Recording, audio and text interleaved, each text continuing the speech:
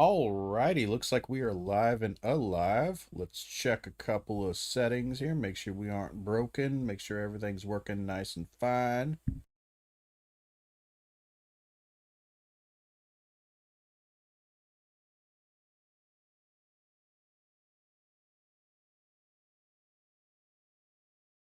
Looks like we're good.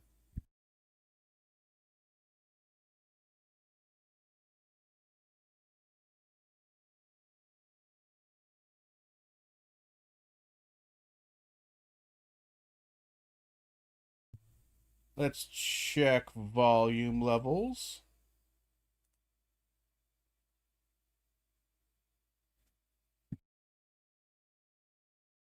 Charlie Kirk was giving a talk at Utah Valley University, and out of nowhere he was shot dead.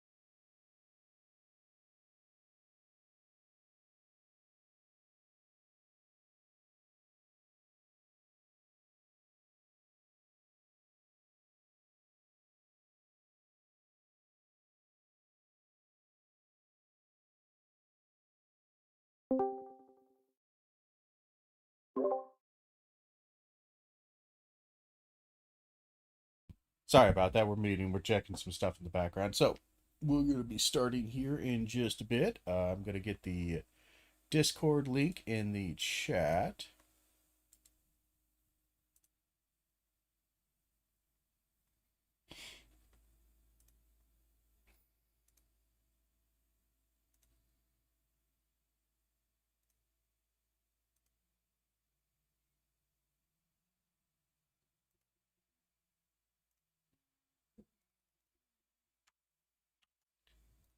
Copy that, and we're just going to do some quick little uh moving on over to the Twitch channel here. We're going to make sure it's all muted so we don't have any accidental echoes.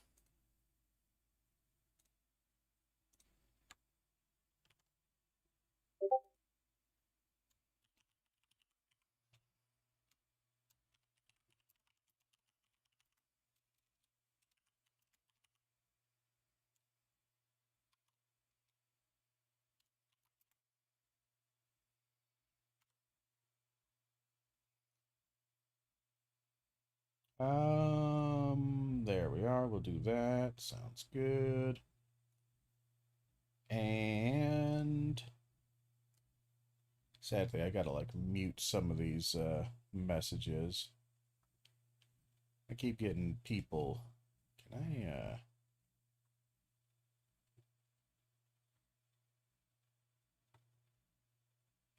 mute that? Mute that.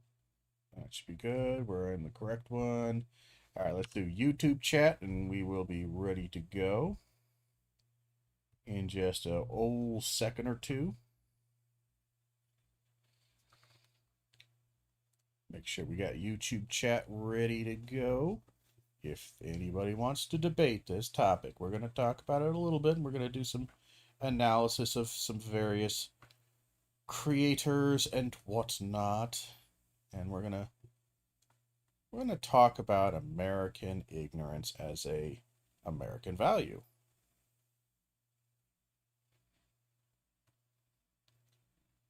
And we want to make sure that's muted. We don't want any echoes.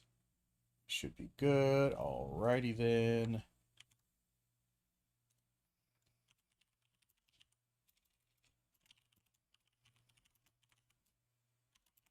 Something like that. And we're going to pin that. Fantastic. Alrighty then. Sorry, it's taking a minute or two to get all this set up. But now that it is set up, we are ready to go.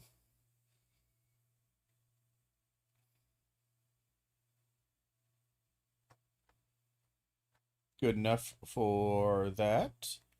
Let's go over here. And again, if you join me or want to chat, want to debate, you will have to probably give me a notification in the chat just so I know that you're actually there.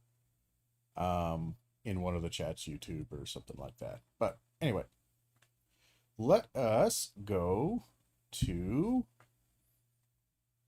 a couple of statistics we need to look at. So the first thing is that something that I've actually been waiting for to come out because it helps prove the point is the NAEP Reading Grade 12 scores, the reading assessment and science and the learning assessment for grade 12, which is high school. This is senior high school, is grade 12. So right before you get out and you may be going to college, we have a couple of articles here. So first we're going to have an article here from the 74 million. I believe this is not necessarily an unbiased source, but it's good enough for what we need to do. And we can look at the statistics and see, because the big thing is the last time this test was done was 2019, because they always do it every like 5 years or so. Every like 4 or 5 years, they do the big test. So we have, yeah, the test for those who graduated in 2019 and 2024. So we have a comparison to see whether or not COVID actually had a problem. And we can see, COVID worsened long decline in 12th grade reading and math skills. First NAEP data. Now the NAEP data is a fairly large and decently reputable data collection agency. And basically what they do is kind of... Hold on, getting some water here. What they do is they assess a extremely representative sample of American schools. And what I mean by that is that it is across many states, and it is a very, very large sample. Now, we can go ahead and see. I think they might give us the numbers if we're lucky, and it opens up. Otherwise, it's having a hard time doing that. Let's see here. We could probably do state profiles. That might actually be interesting to look at. Where do they have the general numbers on this?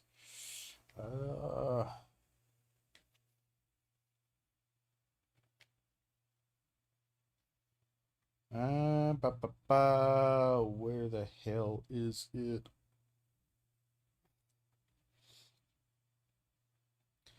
But for the most part, they do cover hundreds of thousands is basically where we're going to get at. In general, it seems to be something in the hundreds of thousands of students, test scores, and overall assessments based upon the various tests that you take. And oftentimes you'll be taking multiple tests, and they'll be reporting your scores to, again, agencies like the NAEP and federal government, stuff like that. So you can get a decently accurate understanding and kind of picture of the current, educational standard in America. And the current educational standard in America is dog shit. Absolute dog shit. Now, why would I say that? Why am I being so mean? All right, so it's not the worst. We're actually, technically, we're better than some countries and some European things, but the biggest thing is we've had a very hard drop in the past 10, 15 years, technically 20 or 30 years, of reading skills especially, but math and science have been falling as well. But the reading ones have been pretty bad. So, any change when you're dealing with data of the hundreds of thousands of students, any data change, even just by a couple of points, is decently significant because we're looking at the averages, class averages here. Um, and that means that you have a if something goes up 3 points, that's significant. You know, that takes a large amount of very general drop or increase. If it's a 3 point increase, that's great. So anything that is increasing or decreasing across those boundaries is very, very important. And what we can see here is we can look at the average here. So if we were to look at something, say, 2009, 2009 testing range, we are decently high. We're not as high as we used to be in certain areas. And let's just look at this. So the 90th percentile, that means that these students are better than 90% of their counterparts. I always kind of hate this because it's somewhat counterintuitive. It's like saying the 18th century and it's actually the 1701 to 1799, and people always get confused by that. Because they think 18, they want to look at 8 numbers starting with 18, like 1801, 1855, but it's not. It's the century before that. Same with the 90th percentile. That's good. The 90th percentile is basically like the top 10% of the class. 75th percentile, likewise, is the top 25%. And so on and so forth. Then you have the average, the 50-50, between all those, the lower 25%, and then the lower 10%. Now, these right here, these are the ones that are the killers. These are the ones that we have to worry about because the greater percentage of ones that we have and the 25 or these are the ones that kind of give us a solid understanding of what's happening in education. Because here's what I would like to also point out is that if you look at the top score right here, the 90th percentile, 92, we are at 333. We go up a little bit, down a little bit. It's a pretty flat line. In 2015, we're at 337. Overall reading score, we have 338. We'll go up a little bit, then we have 335. Now, again, a 3-point drop in 4 years is still not good. That's not great. That's a pretty sharp drop. That's a pretty heavy drop. That's one of the heavier drops you can kind of have. We have something that looks similar right there. That might be like a 3-point drop right there, maybe a 2-point. So it's not great. It's not good at all to see that. But these students are not bad. They're perfectly fine. The important thing also to note is that what scores count into what box. And we're going to see, let's look at here. Basically 90th percentile. This just shows how much better they are than everything else. Now, it doesn't tell you how good this score is, period. So you could have a top 10% of your class, but they're all still getting C's and D's kind of a thing. So this just kind of gives you an indication of the students in comparison to themselves, the overall health, crap like that. Okay. But we notice everything is trending downwards. The average goes down by about 2 points, which is bad because that's continuing from a trend of 2015. We went from 287 to 285, now we're at 283. So in 10 years, we've dropped 4 points on the average. That is not good. Again, you have to understand, the number of students who have to be failing or doing poorly on this test to even move it 1%, 2%, or whatever, or 1 point, 2 point, is significant. However, this is primarily driven, though it's certainly driven by the upper percentiles here, it's primarily driven by our students who are most at risk, who are struggling the most. They are struggling more so than they've ever struggled before. So the top 25% in 92 to 71. Nice tight cluster. They've been trending down a little bit. There's some stabilization. 2015 happens. We get 261. So we've lost 10 points in, that would be what, 23 years, about 20-ish years. All right.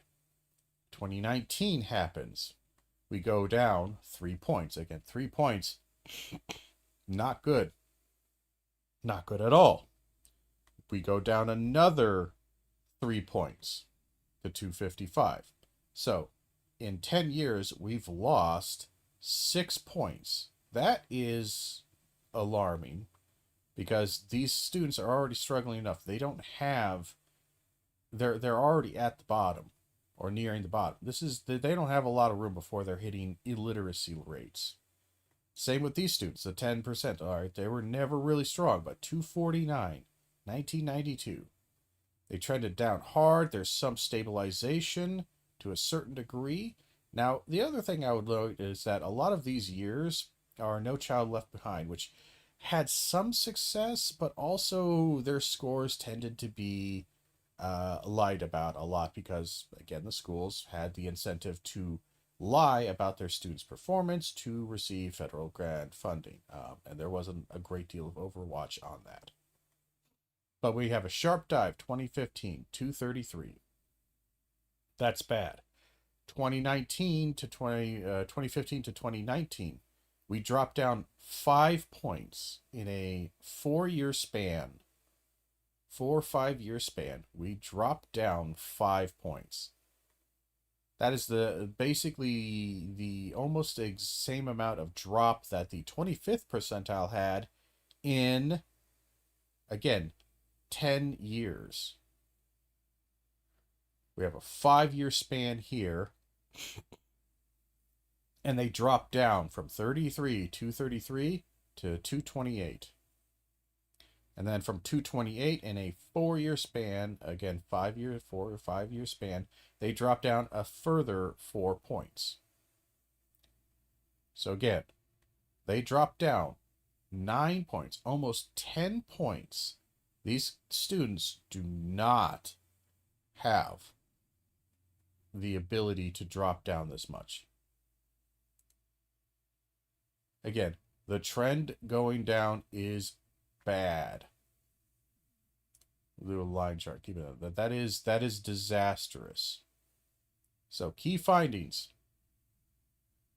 Lower percentage of 12th graders at or above NAEP proficient and higher percentage below NAEP basic in reading compared to 2019. Then NAEP achievement levels at grade 12 are performance standards that represent what students should know and be able to do. Results are reported as percentages of students performing at or above the 3 achievement levels: NAEP basic, NAEP proficient, and NAEP advanced. Now, we'll take a look at those again in a second. In 2018, the National Assessment Governing Board issued a revised policy statement clarifying that the NAEP proficient achievement level does not represent grade level proficiency as determined by other assessment standards. What this means, I do believe, unless they've somehow changed this, what this statement is actually saying here. Let's actually make that a little bit bigger. We can zoom in. We can zoom in a bit. All right, this statement right here. What does this mean? Well, bad is what it means. I'll explain.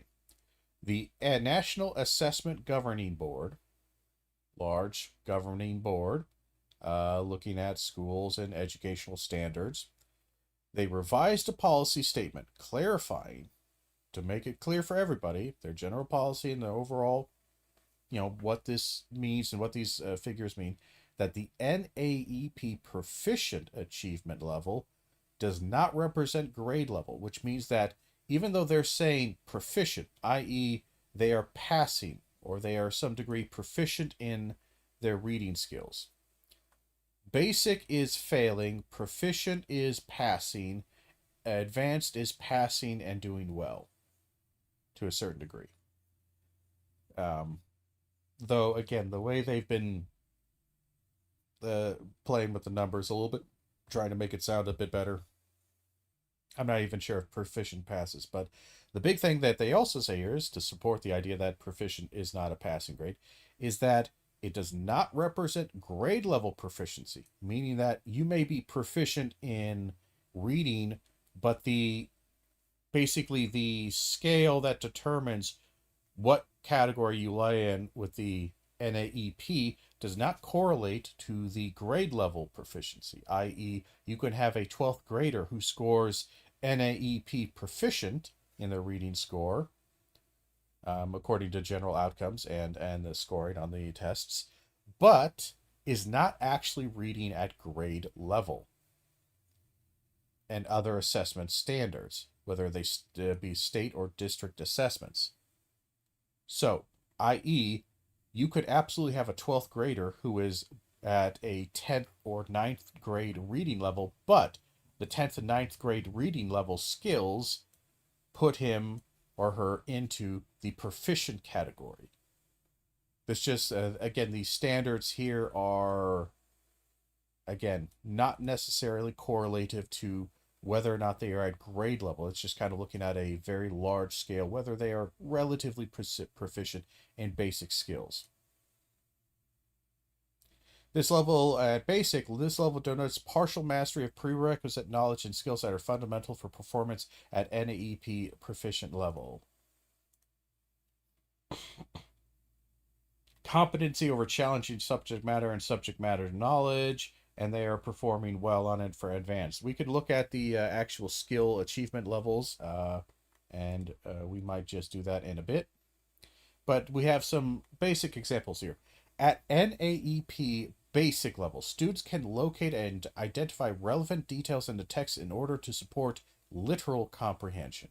i.e., if I say a statement like, the red fire truck went into the firehouse, they can, at NAEP basic level, they can identify the objects that existed, firehouse, fire truck. They can identify color association, i.e., I might say the red fire truck went into the gray firehouse. They are able to identify and locate and identify the detail of red as belonging to the fire truck and gray as belonging to the house, or not house, but the firehouse, the fire station. They are able to identify basic action in the sense that the fire truck drove into the building. However, at this level, they also are not quite sure whether or not it crashed or it parked. That's kind of the level of basic. A basic level is you are functionally illiterate. Certainly, you're pretty close to illiterate. You can kind of read the words and you can get basic details, basic understanding. NAEP proficient level students likely, again, a very important word right there, can connect key details within and across texts and use those details to draw complex inferences about author's purpose, tone, word choice, and related ideas. This sounds very fancy, but essentially they can identify some degree of tone, or this author used the word scary to imply that the figure is negative or otherwise a fearful character because they cause fear, because they are scary. This is what I like to call functional literacy, is that they are able to read stop signs, they're able to read basic stuff, and they can kind of draw inferences, but these are really bad. These are the types of readers who will read a statement and develop really stupid, ignorant conspiracy theories that make no sense to anybody who's like, well, how the fuck did you draw that? And it's because they really have poorly developed and poorly structured inference kind of mechanisms. And because of that, they end up developing them really badly. They don't actually become more complicated, more complex. They simply multiply. It becomes more dense, but not more understanding, more complex. It simply is more, just more of the same. It's not like, oh, this is refining itself, becoming more in tune with various details and changes and nuance. No, it's literally just the same step over and over and over again. They don't really advance. It's difficult to explain, but honestly, you see it in a lot of people, and probably a lot of people who might be listening. Now, at advanced levels, this is where I would say the students are actually reading closer to grade level. They are a 12th grade student who is reading at advanced level. They are right around the area where they can read at a beginner college, freshman college level. Proficient, they are not. They are not at that level. Basic, they are certainly not at that level to start college. Not even goddamn close. Not even close. We can look at the achievement levels here. Oh, we have we can look at these right here. Let's look at this. So, grade 12. Let's see. For proficient, interpret and evaluate a variety of organizational structures or types of media, diagrams, charts, videos used in argumentative, persuasive, and informed text, and determine how those structures, texts, feature enhanced effectiveness of the text. Basically, how a diagram, they can read and show the fact that this line goes down and that has color, different shapes, indicate it is looking at a specific percentile. They're able to just understand to a very limited basic degree. Connect key details across multiple texts and draw complex inferences about tone, describe and evaluate effectiveness of nuanced language. Again, we should really understand that the only thing that is even close to college level is advanced. Just beginner college. Not even like you're succeeding in majorly, but you're at least ready to go into there. So, with that understanding in mind, taking a look at these bar graphs right here, we can see the massive problem. So 92, the two biggest groups were proficient and basic. What we've seen here is, while we have lost a decent amount from the proficient, certainly, the biggest growing cohort by a lot is, or I'm sorry, above proficient, is basic.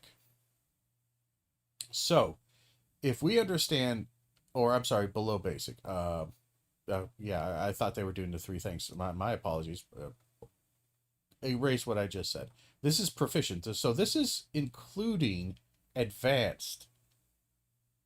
Notice how this is what I hate about the data, to help make it look a little bit fancier, is that this includes advanced. The problem is advanced is usually such a small cohort. So if we look at this, basic is functionally illiterate. Below basic is illiterate. So if we look at this, 65, 66%, from 63% to 65%, almost 66%, almost two-thirds, about two-thirds of all students at 12th grade are functionally or explicitly illiterate. They do not have the prerequisite skills and general knowledge, reading skills, to at all function in a higher form. Not even just going to college. They can't really understand plot and story and tone. They can barely understand these things. And at that level, they are making grave errors because they are just misreading.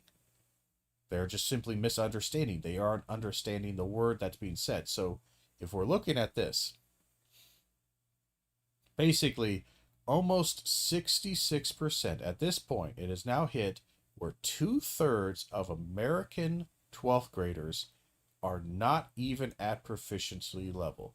They're, and again, remember, proficiency level may not even correlate to their grade level. You may be proficient, but technically outside of your grade level. You should be reading at a 12th grade and you're reading at a 10th grade, which is okay. It's functional, but it's really, that's about as low as you can go before things become a disaster. This is so far below things that we are having a serious problem.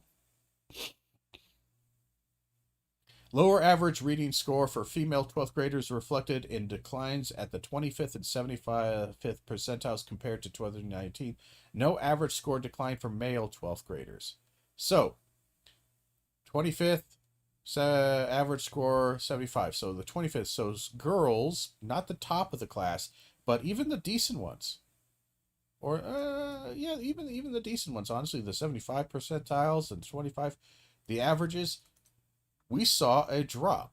That means that the really good readers or the decent readers of girls are still doing really strong. Men have always been underperforming, but they didn't change any significantly. But girls dropped significant points on the 75 percentile. These are all your B plus A students. The 25th percentile, we're looking at your C students. They all suffered a pretty significant drop. Student absenteeism amongst 12th graders higher compared to 2019.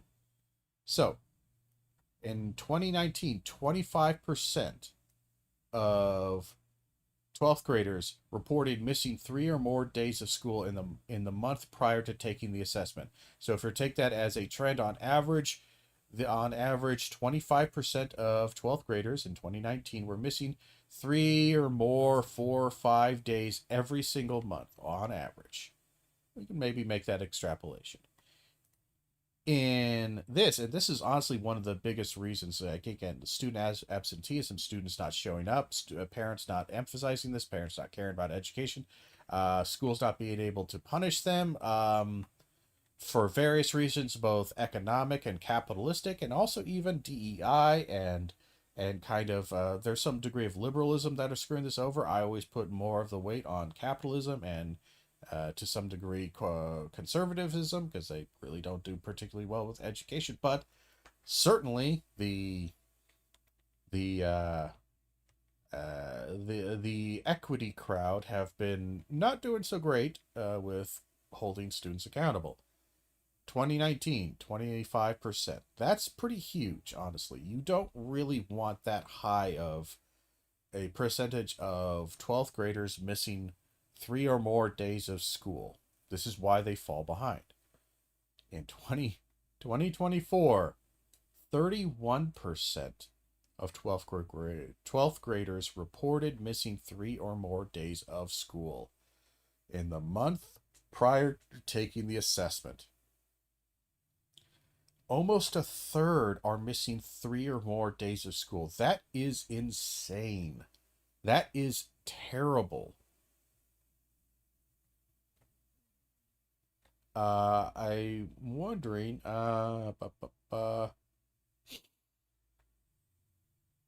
normally they have like the previous year's absenteeism, but maybe they don't have it this time. So,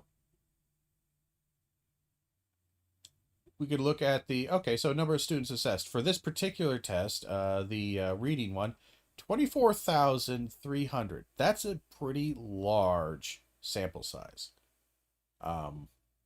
Again, I think in total across all of them, it ends up being something close to like 100,000 or hundreds of thousands sometimes. But this is an extremely large size. In 1,500 schools, cognitive test time 60 minutes. Reported results based on students' performance on either Surface Pro tablets. Jesus, I fucking hate tablets and Chromebooks.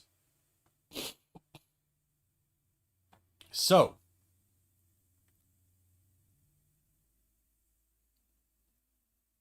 students read grade appropriate text reflecting many content areas and respond both to select response. Read a question. There are present with a set of options. Okay, so multiple choice. Okay, just want to make sure. or matching grid, zone in, line choice. Okay. Non-multiple choice question that requires some type of written or verbal response. Okay. Jesus. Again, this is where America has been. And again, the educational stuff back in the 90s and early 2000s wasn't great, and then the mid 2000s it's kind of hard to assess because No Child Left Behind incentivized so much of uh, just passing students, even more so now. Um, so it's hard to see what our scores are looking at. I'm always somewhat doubtful of this period because it's so raw. But this one, it seems like we're not really, we're just getting their scores down. And here's the big thing: all of these students will pass and graduate high school, all of them, despite the fact that again, the 10th percentile, the 25th percentile, even the majority of them are not even close to reading at grade level. This is only when you're starting getting close to grade level, is the 313 and the 335. That is dreadful. That is genuinely dreadful. So we could see right here, those are the reading standards. Profiles, I'm kind of curious. We'll do grade 12, and we're going to do national average score, 237. That's terrible. Reading. All right, so how many students here? 7 jurisdictions perform significantly higher than national public. 4 jurisdictions, no change. 2 jurisdictions perform significantly worse. So it looks like we picked Idaho,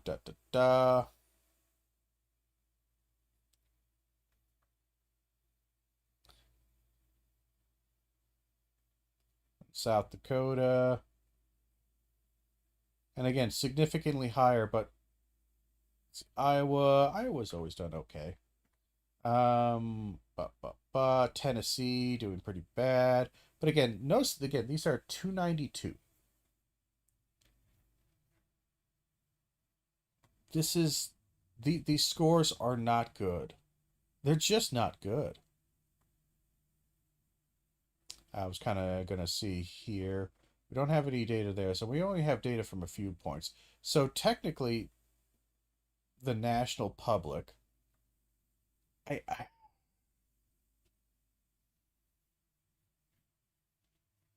but even then, even in places that are pretty solid, let's take a look at Connecticut here. One of the higher scores, 299, at or above basic, 82%. Now again, basic is still functionally illiterate. At or above proficient, this is the only place where I'm going to accept, from what I've seen of students or anything else, that are actually somewhat literate. And if you're at proficient, you might struggle a little bit in your first couple of semesters at college with just reading, understanding, and comprehension. You're going to have to work. You're going to have to do a lot more reading than you've ever done before, and you're going to have to do a lot of rereading, and you might even need some tutoring help. But you can pass and you can survive. Only 50%. Only half of them are at proficient or above.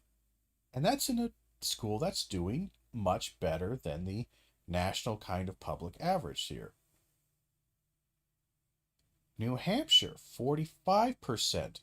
And then it just keeps going down and down and down. 43%, 41. Then we start getting down into national public. This is where we are. Only 36. Again, remember, that is basically 66%. About 2/3 of all students are below proficient. That's crazy. Then we look at Florida, or again, Florida's dropping. Good job, Florida. Arkansas, Tennessee, West Virginia. Tennessee and West Virginia. So Arkansas, Tennessee, West Virginia. Pretty hardline red states, including Florida. They're all, only 1/3 of their students are at proficient or above. Only 1/3. 2/3 of them are below proficient.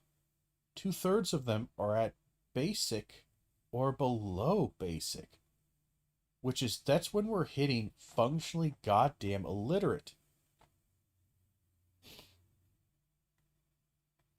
Grade 8. Oh, sorry, hold on. We're on the wrong thing here. 2024. I'm on the wrong dates. I was about to say, what the hell? Hold on, something's wrong here. How do we not have grade 12? Did they not give us? I guess the map just hasn't been updated. But let's look at grade 8. Grade 8's an important age. So grade 8, we have tons of states. Tons of states here. All right, and again, at basic or proficient at 8th grade level.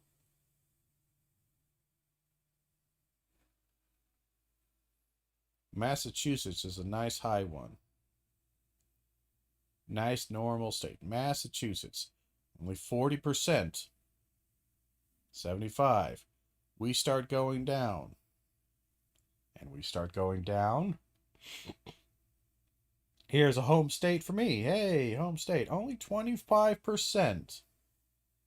I mean, 75% of 8th graders are reading at the 8th grade. So it's not even as strong as the 12th grade. At the 8th grade, are at basic or above. All right. So, 65% at basic or above. So, if we were to do that thing, 75% are at basic or below.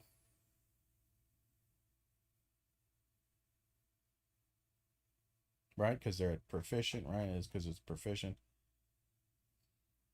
So, that is dreadful.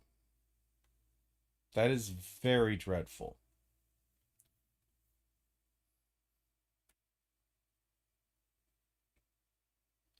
And if we're looking at this, that means that looking at Arizona, that is, what do we got? 35% of students are actually illiterate.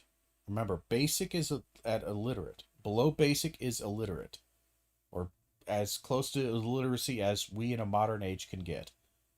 35% are illiterate. 75% are functionally illiterate to illiterate. That is horrid. Then we look at some of these other scores here. Alabama. Almost 80% are functionally illiterate. Like this is just insane. And again, even these scores up here, these scores are not good. These scores are terrible. It seems like they haven't updated or done any of these maps in a while, though, so that's kind of sad, because this is somewhat useful to look at. But yeah, this is the culture of ignorance that I talk about, and the culture of pseudo-intellectualism, anti-intellectualism in American politics. And an American thing is that ignorance is an American value. We can trace it back to our westward expansion, heavy emphasis on individualism, heavy emphasis on kind of a fuck you, I'm just going to take my stuff and go out west and build my own thing, and I don't need anyone, that kind of individualist, rugged individualism.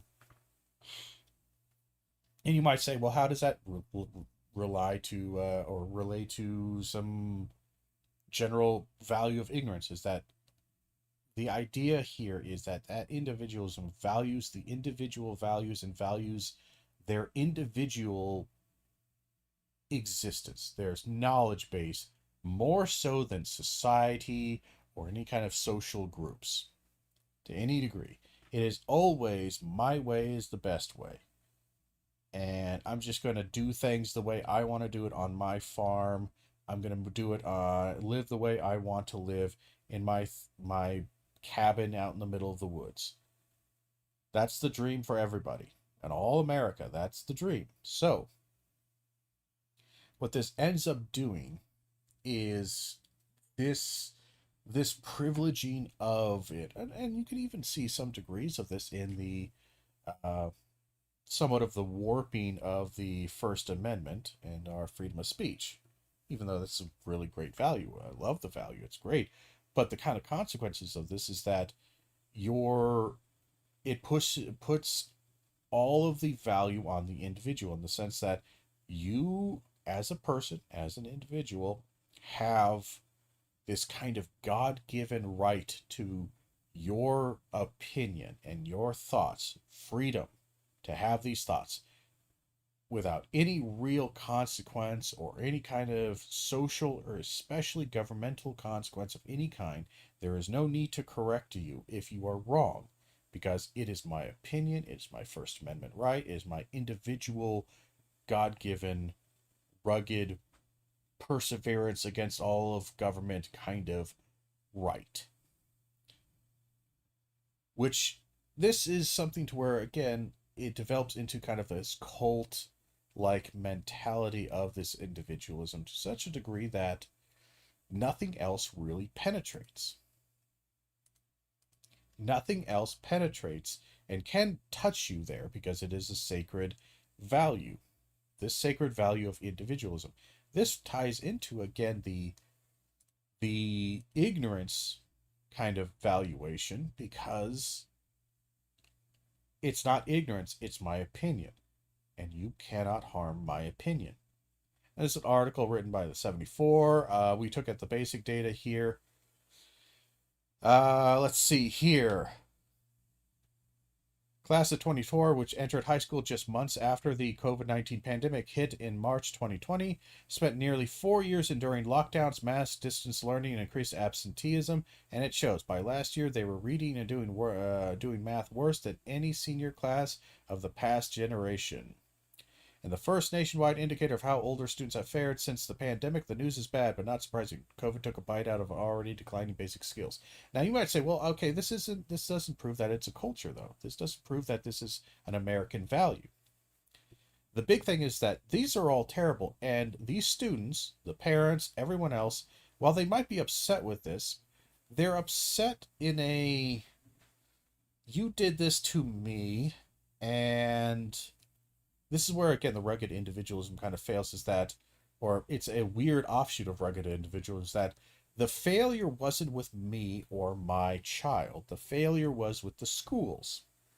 The schools failed me because they didn't force me to do all these things. You might then go, well, hold on, isn't that contradictory to rugged individualism? Yes, this is where the paradox, this is where the insanity of American politics comes into play, is that they say this because not because they want government interference. They say it because, in a very simplistic minded way, ignorance, the failure of their child, or of them as a parent, or of them as an individual if they are the student, can't possibly be on them because they are a perfect individual, because they are correct, and their opinion, their knowledge can't really be wrong. Now, if that doesn't make a whole hell of a lot of sense, congratulations, welcome to America. It doesn't make any sense. It's not supposed to. The reason why it can work in their brain is because their reading and cognitive skills are so low, they're so ignorant, is that they don't see any problem, and they don't face any kind of cognitive dissonance with holding an idea that is utterly incomprehensibly stupid. They don't have a problem with that. So, you have the individual student who does all the things that they know is bad for them, but they're not responsible for it, not because they didn't do it, because they know they did. They're not responsible because the individualism, that kind of privileging of the individual and your rugged thing and all of that, that narcissistic tendency to just focus on yourself as a perfectly righteous creature, it won't allow you to accept that responsibility. So it is somehow on the government, on the teachers, on the administrators, on somebody else who didn't make you do this. But again, catch 22. If they did make you do this, you would resist it because of your rugged individualism. How dare you tell me not to do this? So your rugged individualism makes you not want to do things you don't want to do. And when when that the natural negative consequences happen because you didn't do the things you needed and should do, it is then on the fall. It's then falls on the problem of the people who didn't force you to do the things you didn't want to do. Even though, again, forcing you to do them would make you not want to do them even more and make you fight any harder. Again, there is no solution to this. But reading the rest of this article, we can kind of come to some of the same conclusions that we've seen. Just 22% of seniors were proficient or above in math, down from 24% in 2019. That's dreadful.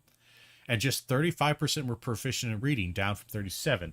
So our reading skills and our math skills are really bad. Our reading skills are dropping below, are better than our math skills, but I would counter that that's actually even worse than the math skills, because the math skills, it's kind of part and parcel. Part of the reason why the math skills are dropping or have been so low is because students' reading comprehension, the ability to understand the written communication and spoken communication of things like math, is so low. And reading, math is an absolutely essential skill, but I would say if I were to rank in order, this might be my own bias, in order of importance in social function and basically be able to function in a society in a responsible and functional manner.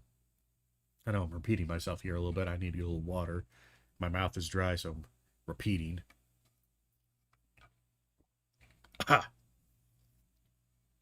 Also, I somehow sneezed and now my nose is destroyed. One moment. All right. So, the reading skills, I do believe, are more essential to basic social cohesion and function. Because you can communicate things and be able to have some degree of understanding of the communication, even if it is not 100% comprehension of the nitty-gritty details. So a lot of basic critical thinking skills that are essential to math are developed in reading. So any drop of reading, you will see a drop in math. And to some degree, you can kind of see the vice versa, but for the most part, it is you see a drop in reading, you see a drop in math. Now, going on here, the results released Tuesday by the U.S. Education Department are sobering, said Matthew Soldner, acting commissioner of the National Center for Education Statistics. He noted significant declines in achievement among the lowest performing students. That's always kind of where it hits first, is they're kind of the canary in the coal mine, is that the students who are in the, as we said before, the 90th percentile, as we can see right here, they tend to be okay no matter what. And these are the students who have parents at home who read to them, parents who are involved in their education, they have a somewhat stable home, they are generally more academically inclined, we might say, personality wise, who knows how it is, but they're usually doing okay. It is concerning to see the drop by about 3 points for both the 90th and 75 percentiles. That's bad. That's really bad. We really can't see that because they're not that great. But yeah, you look at the drop of the lower 25th and 10th percentiles. Again, the 10th percentiles and 25th percentiles, these people should still be passing in a normal functional reading thing. Like you're always going to have people who struggle in school. But there's a difference between struggling in school and simply being utterly illiterate. And the biggest problem is that almost all of these scores are just way too goddamn low. And again, we can't afford to get for them to go in lower, and they're going lower. Again, we have almost a 10-point drop for the 10th percentile. We have a 6-point drop in 10 years for the 25th percentile. They didn't have any points to fucking lose. We have a 4% or 4-point drop in the average. We have a 2, almost 3-point drop from the 25th percentile, which were for the most part pretty rock solid, and they're dropping. We have a 3-point drop on the 90th percentile. Again, this is disastrous. More findings. In math, 45% of students scored below basic compared to 40% in 2019 and 35% in 2013. So again, in a about 10-year span, there's a 10% drop in students, or a 10% increase in students scoring below basic. That means that they are really, really struggling with math. These kids are the Fs. If you are below basic, you are basically a constant F or a D minus. You'd be lucky if you get a 50% on your tests. You're getting 25 10s. You're getting nothing on those tests. 32%, almost a third, are below basic. That is basically illiterate. That's as close to as literacy as you can get, since we've seen stuff like, you have to go back to like the early 20th and late 19th centuries before you start looking and seeing something that is, oh yeah, that's when we actually get way lower literacy, when people literally can't read. Again, 28% in 2015. That's a 4% increase. Yeah, that's about what we were seeing. 45% reported a lower level of interest and enjoyment in reading, a slight improvement from 49%. But here's the big thing, is that I think a lot of this, what they're interested in reading, the increase of interest, is stuff like TikTok. It is stuff like Reddit. They're not actually reading long form stuff. It's an interest in short form reading for weird social media cloud. Just 35% met NCES's standard for being academically prepared for college, down from 37%. And I think this is being generous, saying that a third of them. I'd say it's closer to maybe 25%, maybe. In my rough estimate, from what I was seeing at the community college level and even at the university level, maybe a quarter of those students are really prepared. That doesn't mean that they're going to fail. It just means that usually, like, I don't know, like the good 50-60% of them really struggle their first, second semester. It's really hard, like super hard. And then, yeah, as they say here, of special concern, female students who typically outperform male peers in reading saw worse results in 2019, while male students' reading across all achievement levels were basically flat. This doesn't mean that female students aren't still outperforming. They probably still are.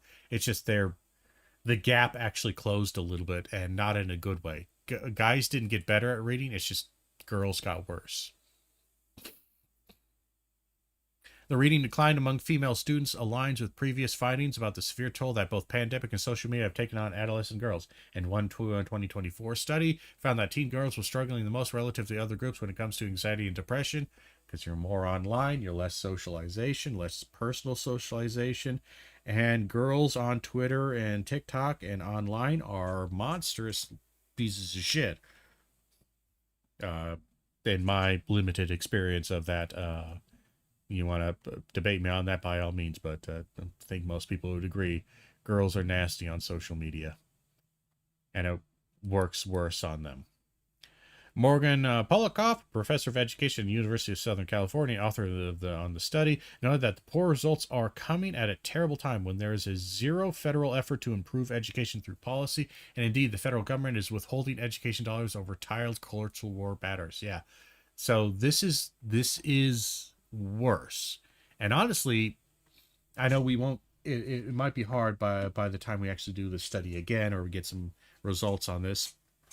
But I'd be kind of curious if, well, one, we might not even do studies like this, or they might even get funded by the government anymore because Trump's presidency is not very fond of doing studies like this that might show bad and negative results of his policies. But I'm willing to bet that you're going to see, due to the threatening and the changing of curriculum and the both the lack of federal support and the overall federal kind of insertion in the sense of a negative sense on a lot of schools. I'm willing to bet you're going to see a not maybe huge, but a significant, statistically significant drop. But we'll have to see.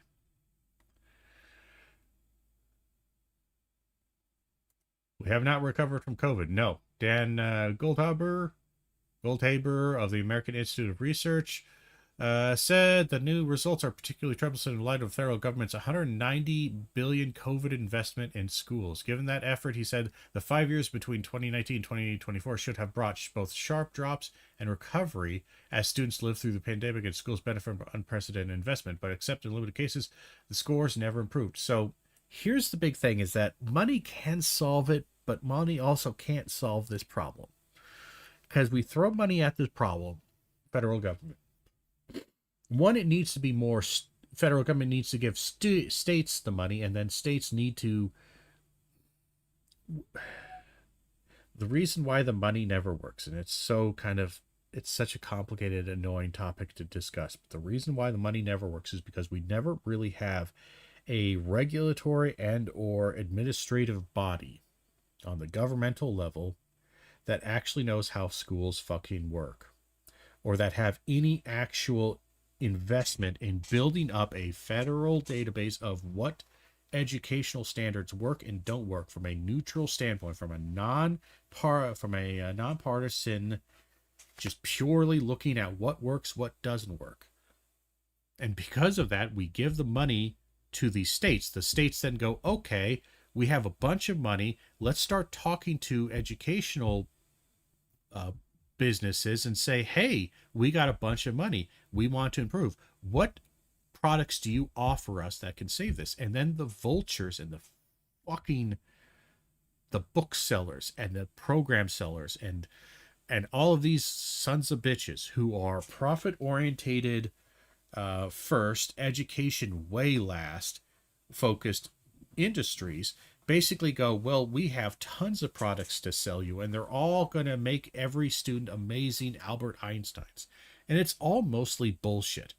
Or it's just repackaging of kind of okay ideas, but they have been repackaged so many times and bloated to such a degree that they don't really function. We don't have a solid training mechanism for them.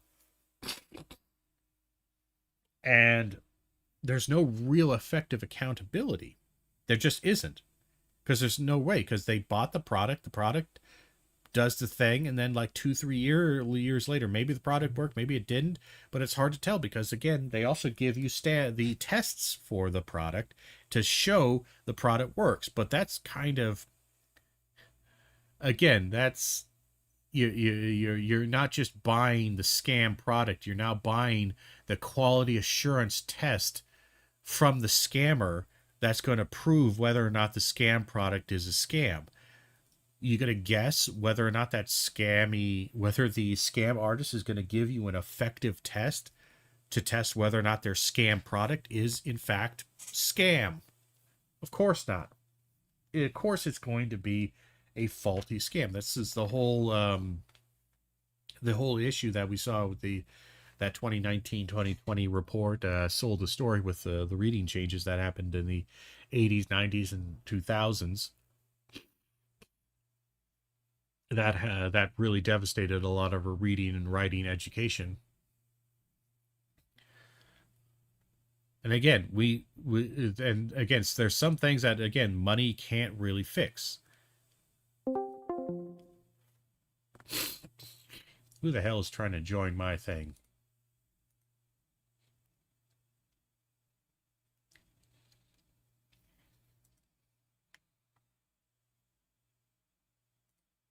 somebody join, not join, or was that me joining, not joining, me crashing in and out? It could be possible.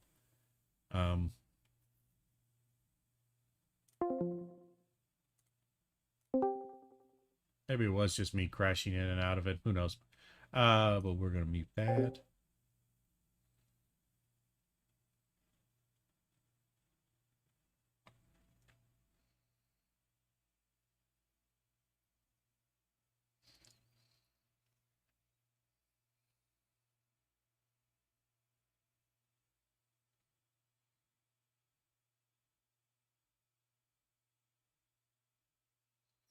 Oh, I got some messages here. I wasn't even seeing them.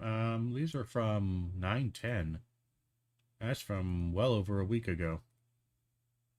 Yeah, so again, I don't check Discord a lot, so if you guys do end up joining, you might want to put a message in like the Twitch app or YouTube or somewhere in there earlier and say, "Hey, I'm going to join the Discord," because I don't check it super often. It's kind of on a different tab, so I sometimes see it, sometimes don't. But hey, yeah, if you want to join and debate me on this, and you want to debate whether or not it is ignorance is an American value, by all means, or just want to discuss these things with somebody who was a professor for some time.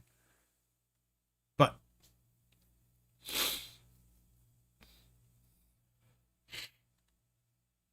something fundamental is broken in U.S. schools. Yeah, and I'm not sure how to fix it. Again, I really don't know whether it is like a back to basics kind of thing we need to do, whether it's just a honestly, I think it has more to do with a general cultural lack of care. Again, the ignorance as American value. I think the problem is that we as educators, we cannot create culture in a sense. We can't really create it. We can inform students, we can give students some information on stuff, certainly. But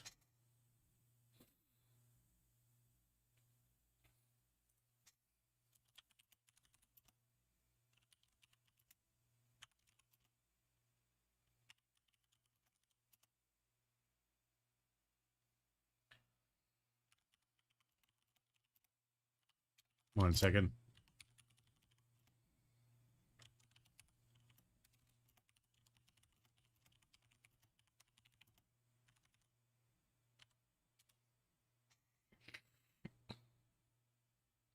Anyway, what was I saying? Sorry, I was distracted. Anyway, the thing is like again, I can try, but again, the students believe, and this might also again be part of the culture thing, is that because people have become so kind of anti education, anti university, anti elitism from these intellectual superiors, quote unquote, who are trying to mind virus us with commie ideas or whatever shit. There's so much negativity that even at the grade school level, students, children, and their parents are all kind of perpetuating, consuming, and regurgitating this narrative, this separation of the teachers aren't really people. School isn't really real life, real people. The things I'm learning there aren't really there. And that increases to where they start thinking, no. It really is just, their problem. It's not real life, and they're trying to convince me. And it goes back to that kind of weird individualism, as to where, sure, they're teaching me this, but that doesn't mean it's true. That's just their opinion. I believe this. My opinion is just as valued as anything else. Sure, I can't do all the proofs and I don't have all the science backing, but that's just because you had power behind you, and that's just because you manipulated things, and that's just because you've had the time. If I had the time, I could write the paper that could prove that creationism is true. I just don't have the time for it. I'm not a nerd. Like, there's this insane, there's just a few examples of just this constant stream of projections and defensive legitimization of education. And then the parents are all upset, like, why is my student illiterate? Well, quite frankly, it's probably because you're basically functionally, politically, socially illiterate. Is that your conversation, the way you discuss things, with your children and around your children, with your partners, the way you don't have adult, nuanced, interesting, intellectual conversations. When I say intellectual, I don't even necessarily mean like some hoity-toity talking about postmodernist ideologies and books, blah blah blah, some shit like that. I'm not even talking that. I'm just talking about like a detailed respect and understanding for knowledge, and the way you discuss things, or discussing things in like, okay, it's not just all emotion, and it's not just hyperbole, and it's not just goddamn government trying to come take us. Shit, they can't do that. Nope. Just inane ramblings and hyperbole and anger. That doesn't lead to a development of good critical thinking skills, because you're not using them. So then the student puts on their student mask, which isn't real, which is just nonsensical, and they don't care, and they don't lie. They know it's not them. So they only half-ass their student mask, and then when they're out of school, they immediately take that mask off and they become their real selves, which is, again, they're compartmentalizing out this education, because it's just their opinion, and also schools are all liberal, and they're all trying to tell you what to do. And even if you don't think in the liberal conservative thing, it's still this anti-authoritarian style individualism that leads to, again, ignorance is as valuable as knowledge. And then 31% of 12th graders who took the test reported missing 3 days or more in school prior, compared to 26% who took math tests in 2019 and 25% who took reading tests. Previous research has found students who miss school make instruction less effective for others when they return, because they're spending teachers' time getting themselves caught up on what they missed. That's the other thing, is that not only is the student left behind, but, and I know this from, again, trying to instruct, some of the courses I was instructing were, like, if you think of like a standard, like a foundational writing course, in college, you're always expected to take like 2 of them. And they're kind of like foundational reading, writing, English style courses, to where they have you read a variety of works. They have you write in various different styles, writing argumentative papers, stuff like that, to kind of prepare you for the writing and reading that you might encounter in your college life. So we have a class that gives you some basic fundamental understanding to kind of get you at a college reading and writing level, theoretically. One of the courses I was teaching quite a bit of is kind of a hybrid course, in the sense that it is specifically designed to have an extra studio component, an extra study time, an extra day, more hours than just like two meetings of 50 minutes or an hour and 15, whatever, your school does. It would have a third meeting of the same time, to where they're supposed to have time for study and reading and doing work. And this class was specifically designed for students who could not score into 101, English, writing, whatever, 101, whatever you want to call it. But they were close enough, or they kind of wanted to go in there. And again, that was always something I was confused by. Like, how the hell do you decide who gets into here? Because it literally basically just says that they did score into 101, but they feel, based upon discussing with a counselor, that they could be into 101, rather than in a remedial writing 90 course or something like that, or writing 100 or writing 95 or whatever, 96, whatever the fuck you call it. The numbering doesn't matter that much. Or writing 900 instead of writing 1,000 or 1,000, 1,001, whatever the fuck you want to call it. So what I would end up having is I would have these students who would either scored, they just did poorly on the test because they're not great test takers, but they absolutely should be in 101. They're perfectly fine. They're like A, B students. They're perfectly fine. But then, so they weren't amazing, but they were fine. They're decent enough. But then, like a half the class, or even more of the half the class, would be students who are, again, that functional illiterate student that I was talking about, is that they are so low on the reading and writing skills that they can't be in a writing 101 course. They have to be in a writing 90, a writing 95. They have to be in a lower level remedial course. They simply need the time to do that. Time, months of reading and writing practice and basic grammar practice.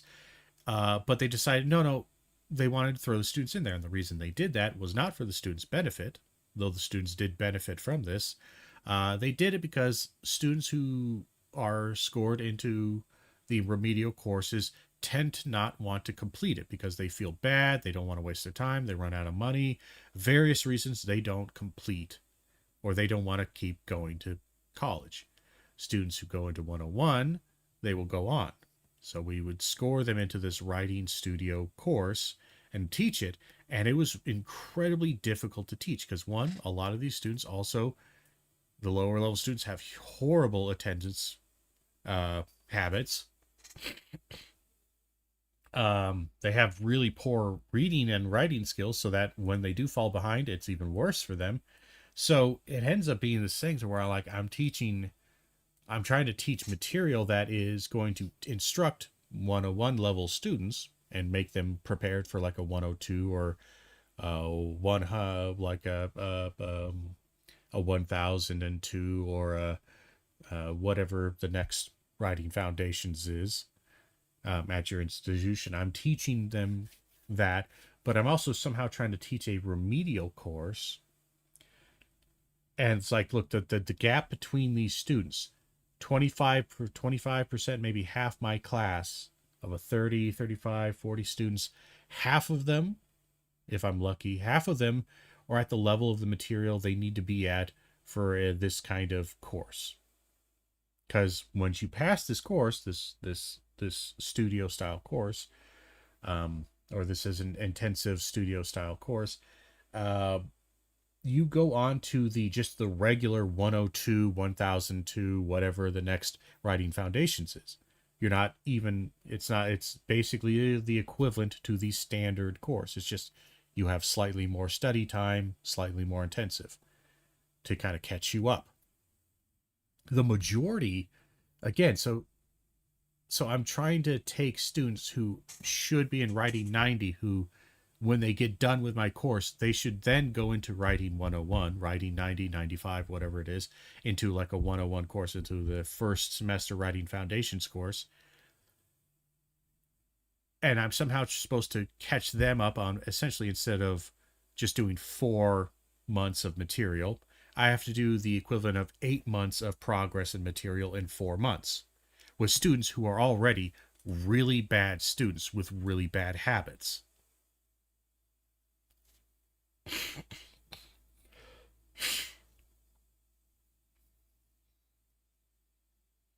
When you take your foot off the gas and stop using federal leadership, federal imperative around these performance issues, it shows up, she said in an interview. Spellings, who now leads the Bipartisan Policy Center, a think tank that encourages civil political discourse between polities, noted that Every Student Succeeds Act, implemented by President Obama, was less muscular than No Child Left Behind, enacted by President W. Bush and overseen by Spellings. We know how to use the federal law in smarter ways to the benefit of the kids, and we stopped doing it. Though again, the No Child Left Behind did not do what it wanted to do. I'm not big on the Every Student Succeeds Act. I don't remember the success policy of that overall. But the No Child Left Behind one, yes, it was big, but it was also horrifically regulated. Just horrifically regulated. So we had some benefits from it, but we had mostly negative and just a lot of chaos, which is not useful. I don't think this did very much either, the Every Student Succeeds Act. I don't remember that one too well.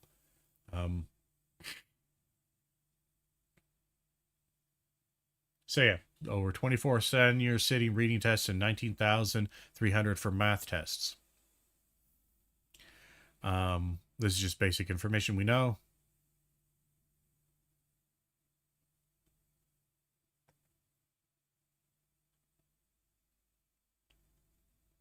Low stakes notwithstanding, USC's Polikoff said the results are unsurprising and no less disappointing on that account. Seniors' poor performance, he said, closely matches recent trends from earlier grades and has been in decline since 2019.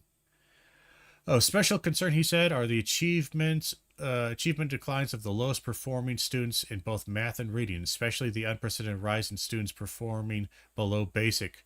Yeah, so it's the lower half, the lower 50 percentiles, the 25 percentiles, the 10 percentiles. Those are disastrous.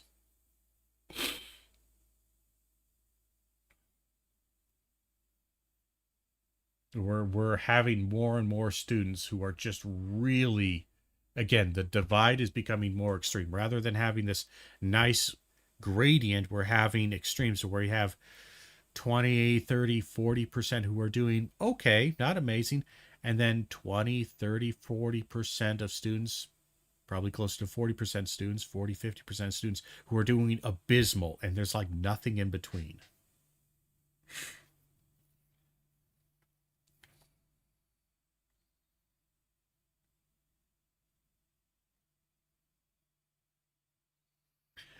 That's another good point right here. From Rebecca Winthrop. Kids who are from higher income families get second chances when they disengage. Poor kids don't. Yeah, so when they disengage and they start really underperforming, richer, more well-off families have better connections, better social connections and economic connections and support that they can hire tutors, they can send them to after-school programs, they can do lots of stuff like that because they have the money and funding to do that. So they can make up that gap really easy or much better. Better than the other ones. So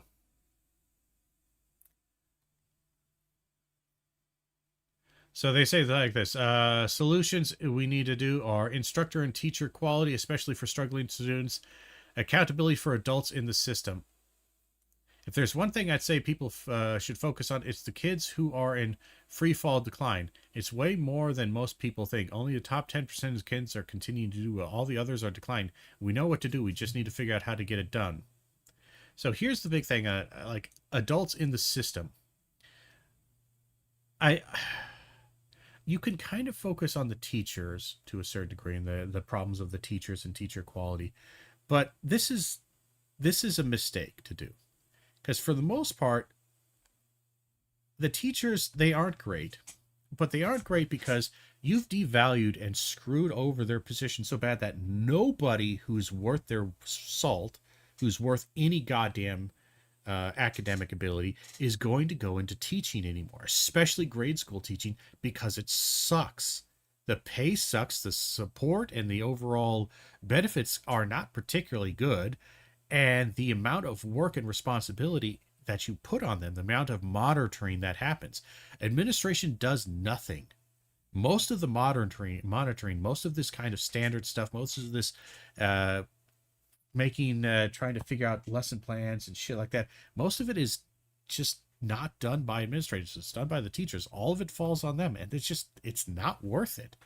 It's not fucking worth it, guys. Your teachers are overworked and they are tired and exhausted and they don't want to do this shit anymore.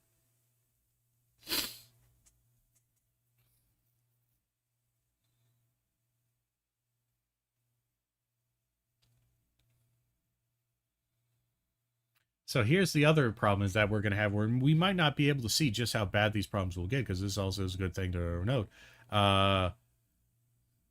Future of the NAEP is less certain.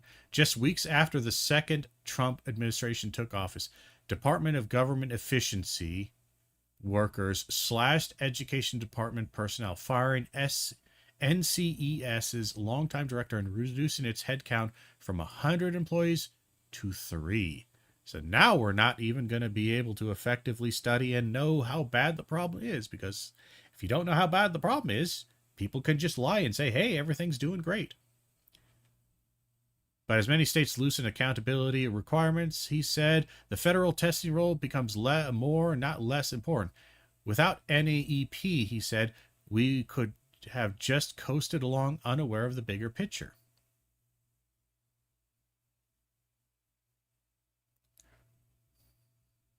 So, again, disaster across the board. So, part of me of looking at the ignorance of society is I like looking at YouTubers who are generally ignorant and or problematic and their spread of misinformation and whatnot. So we're going to look at a YouTuber here. Shoe on head. I've seen her around a bit here. They're mostly anti-woke, On September 10th, Charlie Kirk was giving a talk at Utah. Mostly just kind of well, lots, honestly. An incredible amount of mostly woke, so-called woke policies, left liberal, DEI policies, DEI stuff. So tends to be in that range. But let's see. She's kind of quiet in my ears. Hopefully she's not too quiet on your guys' end. Valley University. And out of nowhere, he was shot dead, live, in front of a bunch of college kids, in front of his wife, and his 2 children. And I don't think the country is ever going to be the same. Not only because of this horrific tragedy, but because of everything that followed. The dark, disturbing realization that we may not be on the same page. On September 10th, Charlie Kirk was giving a talk at Utah Valley University. And out of nowhere, he was shot dead, live, in front of a bunch of college kids, in front of his wife and his 2 children. So, small little caveat there. Again, this does kind of irritate me. So this was put out 4 days ago. And this is one of the biggest problems I have with YouTubers to any degree. Is that their general lack of any kind of information control or standards is really bad. They're terrible with this. So I don't want to be too harsh on this point here, because somewhat it matters, somewhat it doesn't. But based on all the information that I've seen, all the bits and bobs that I've heard and the news here, unless there's something else that came out that I missed, so I'm willing to admit I may be wrong on this. He was not shot in front of his kids and wife. They weren't there at the time. I think if they were on campus, I think they were in a separate area. I don't believe they were there at the time. I don't believe so. I'm fairly certain they weren't there at the time. So again, this appeal to emotion, this hyperbole, the great tragedy of a man dying in front of his family that they want to kind of put forth. Again, it's still tragic, it's still terrible, all that stuff, but it is adding a bit of flavor and a bit of extra spice, if you will, to this narrative that is, 1, probably unnecessary. I don't really think you need it. But 2, it shows a general desire and a love for the narrative over the actual truth. They would rather be guided by their feelings and narrative desire than any kind of adjustment and or acknowledgement of reality. But I don't think the country is ever going to be the same. So I don't think the country is ever going to be the same. The next thing that I find very annoying about this is the hyperbole around this. And part of the thing is like this, it might be true that it's never going to be the same, but it's not because this was a world-defining moment. It's because you don't want it to be the same, because you want this to be a change. You want this to be a radical, crazy kind of thing. So much so, that, again, because that's the narrative. You want it to be more than it is. And while it's tragic and terrible, honestly, the idea of somebody getting shot at a political rally, whether they be a politician and or a pundit, that's not really that new, or even that shocking for America.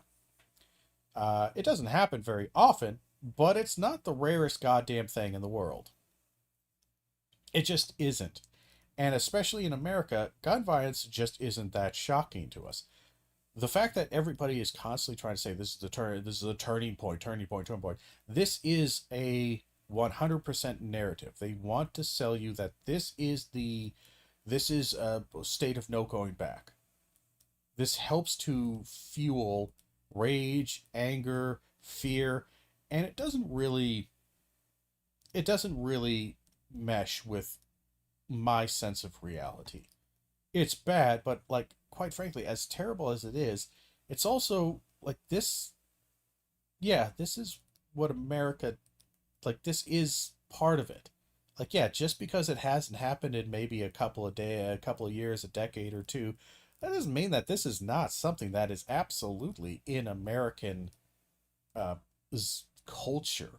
Is this violent, hateful destruction of life based upon some politics or some kind of mental thing, some kind of fantastical conspiratorial narrative, or some kind of weird, I do this and I'll be famous, maybe? Like, we have dozens of shootings, school shootings, mass murder events, all the time, just in America, all the time. And none of those were the turning points. None of those changed America. None of them. And no conservative ever said that it changed America. Sandy Hook did not change America, despite the fact that that was a bunch of goddamn kindergartners. I believe, I'm trying to remember because there's been so many goddamn school shootings, but you would think of all of the shootings that ever happened, the one where a bunch of children, really children, we can't even make an argument like, well, maybe high school students aren't really children because they're like young adults almost, or some kind of stupid thing. No, this is straight up kindergartners were killed. Didn't change jack shit. And in fact, conservatives were absolutely livid at the idea of anybody suggesting that this is a moment of change. So this kind of weird, this narrative that you're trying to pull, Shu, is just not, it is disingenuous in the extreme.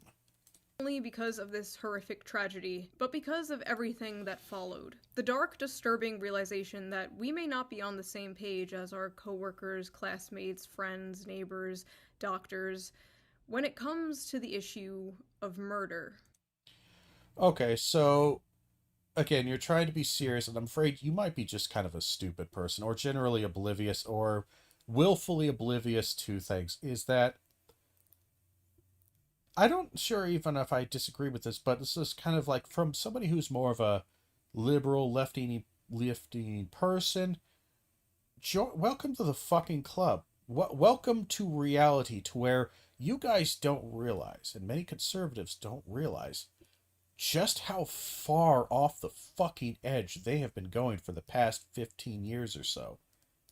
15, 20 years. Certainly in the past 10 years. How absolutely insane they have gotten. This idea of, oh, my neighbors, we might not be on the same page when it comes to murder. Yeah. Well, the fact that conservatives have been celebrating, mocking, and doing horrible, horrible rhetoric about every single murder that any left, liberal, or anything like that, any side that is left of center has highlighted. Yeah, this has been the like, wow, they're kind of awful. These conservatives really just are super violent and really nasty. And it's worn down a lot of leftists. So like, oh my God, all these left people are being so cruel and mean. I'm sorry, did you miss the last 10 plus years of, fuck your feelings, snowflake? Well, that was just talking about feelings. No, it was talking about, like, people were talking about genuine, horrific abuse, suffering, and terrible things. And every single conservative said, well, I mean, sure, that's bad, but fuck you. I want to say mean things.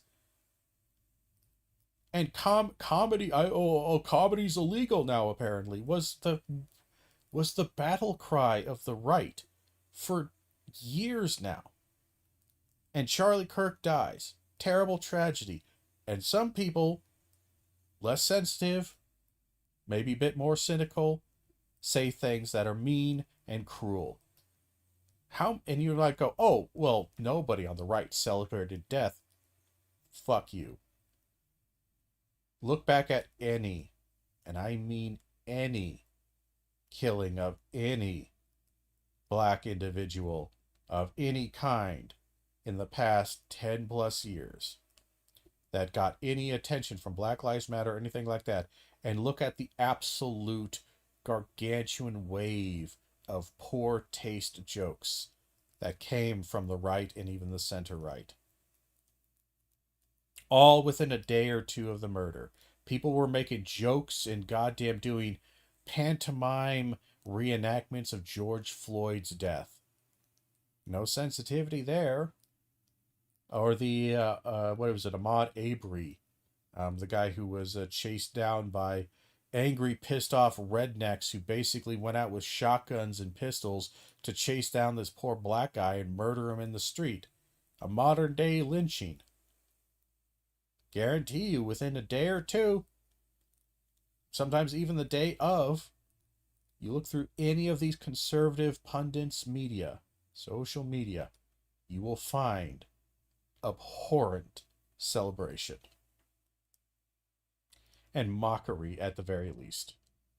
I was crashing out on Twitter a few days ago, just stream of consciousness posting about it, with run-on sentences and everything. 4 days later, I have a clearer head, but I really don't think you do. Because you're still operating on that same crash out. Still feel the exact same way. So we are going to talk about what happened, we're going to talk about the aftermath, and then we're going to get a little personal, because frankly, I don't see the country the same anymore. Why does it have to get personal? And also, like, I don't see the country the same anymore.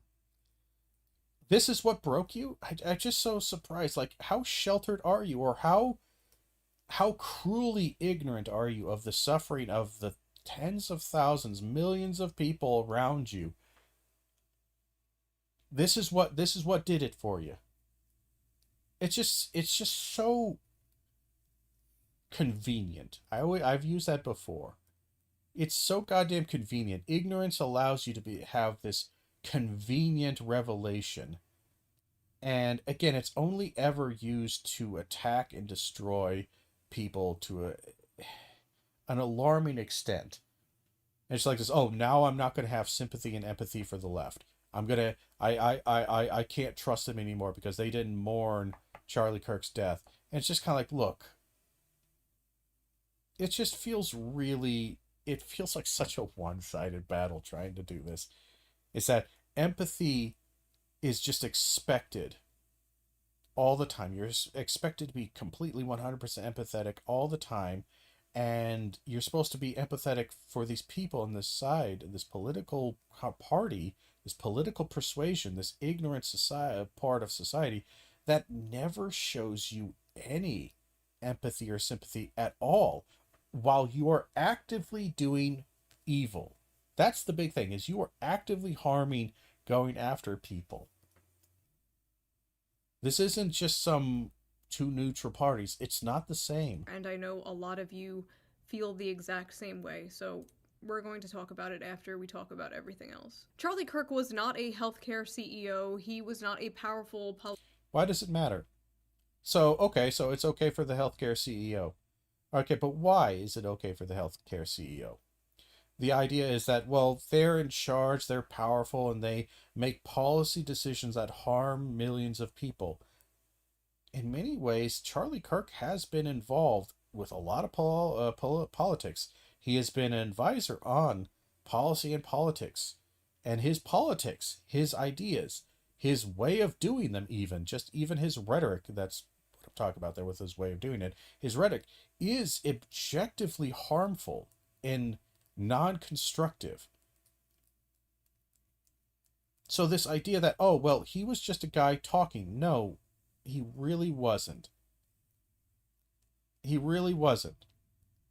He was more than that. You can't both deify him, but then also tell you he's just a man. You can't have it both ways. Sorry, he's not Jesus. Can't have it both ways. Again, there's just no accountability. And that's the thing that frustrates me, is that there is zero accountability for anything Charlie Kirk ever said or did. Politician. And let me be 100% clear, I'm not saying this to say that it's okay when those people are murdered. My point is that those are positions of power that most people can. Again, Charlie Kirk used his platform, used his millions of dollars that he was given by Republican donors and his father and support from various people.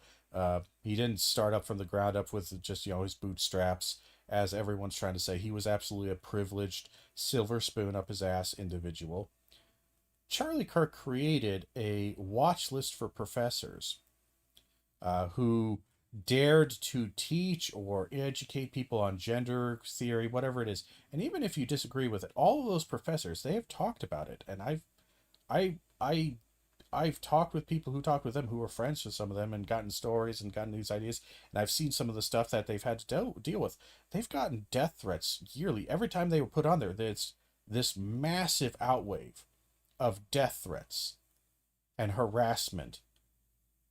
Even harassment on campus, people coming on campus and harassing them, people sending mail fucking death threats and kind of mail to their mailboxes, them having to hire personal security, and them having to talk with local campus security, university security, them having to move out of their house temporarily because there are people who are posting addresses to their house with explicit death threats.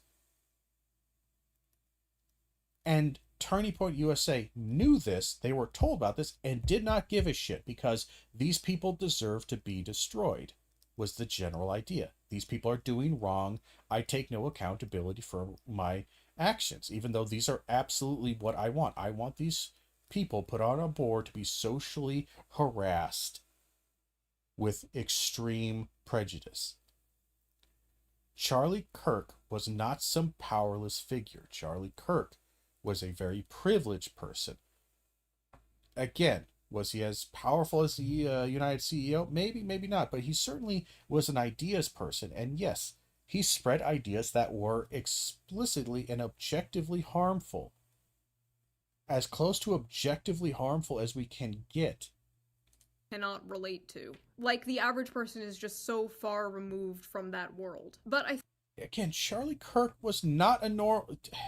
This is the thing that I hate, is this like, he's just a bootstraps normal person.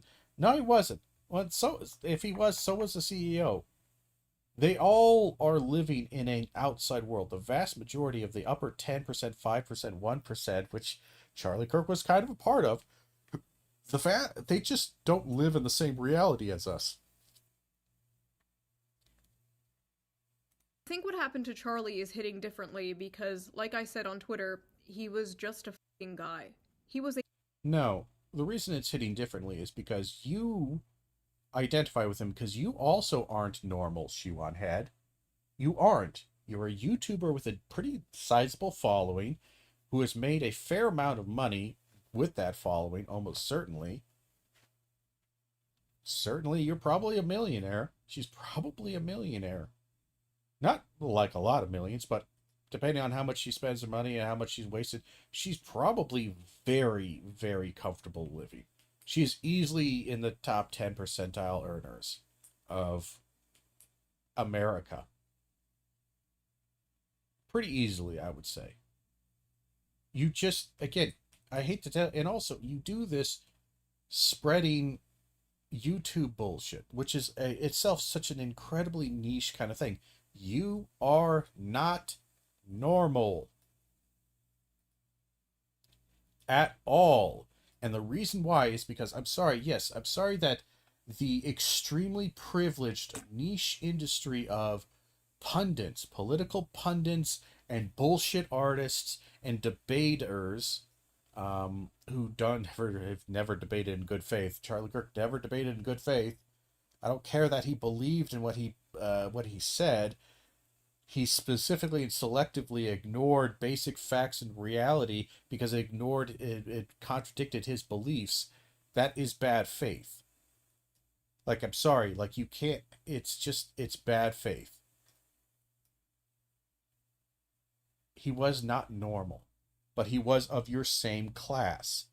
He was a semi-right, you are semi-right wing, anti-woke, anti-university, anti-LGBTQ, anti all these crazy liberals and leftists.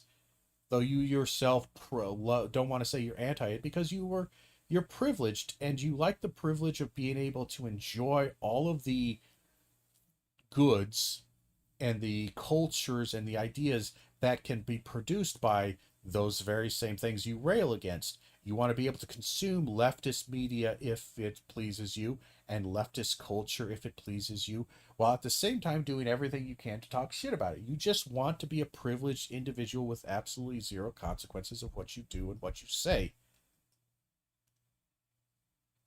And Charlie Kirk was much the same way. He was in that same class. And Charlie Kirk died. And now you're like, oh my God, that could happen to me. Yes. This is the reality that the rest of the universe has to fucking live with. This is why everybody is pissed off about gun violence. It's because it happens to us. It's just now, congratulations, it happened to your class. Welcome. It sucks. Do you want to do something about it? No, what you want to do is, of course, do the thing that you've always done, is use your platform to do this bullshit. Podcaster. He was a guy. He wasn't a podcaster. Like, he had a podcast, but he was, again, he did a lot more than that. Who talked about politics. He was a guy who had conservative beliefs. Again, this one, I'm sorry, you just don't know Charlie Kirk.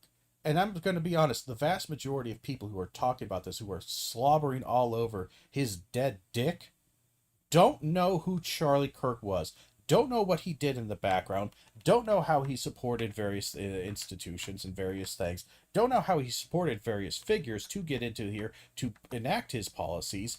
Like, again, that's perfectly fine. He can do that. Again, this is not justifying anything. But this is also, this is what the reality was, is that he was not just a guy with a podcast who talked about politics.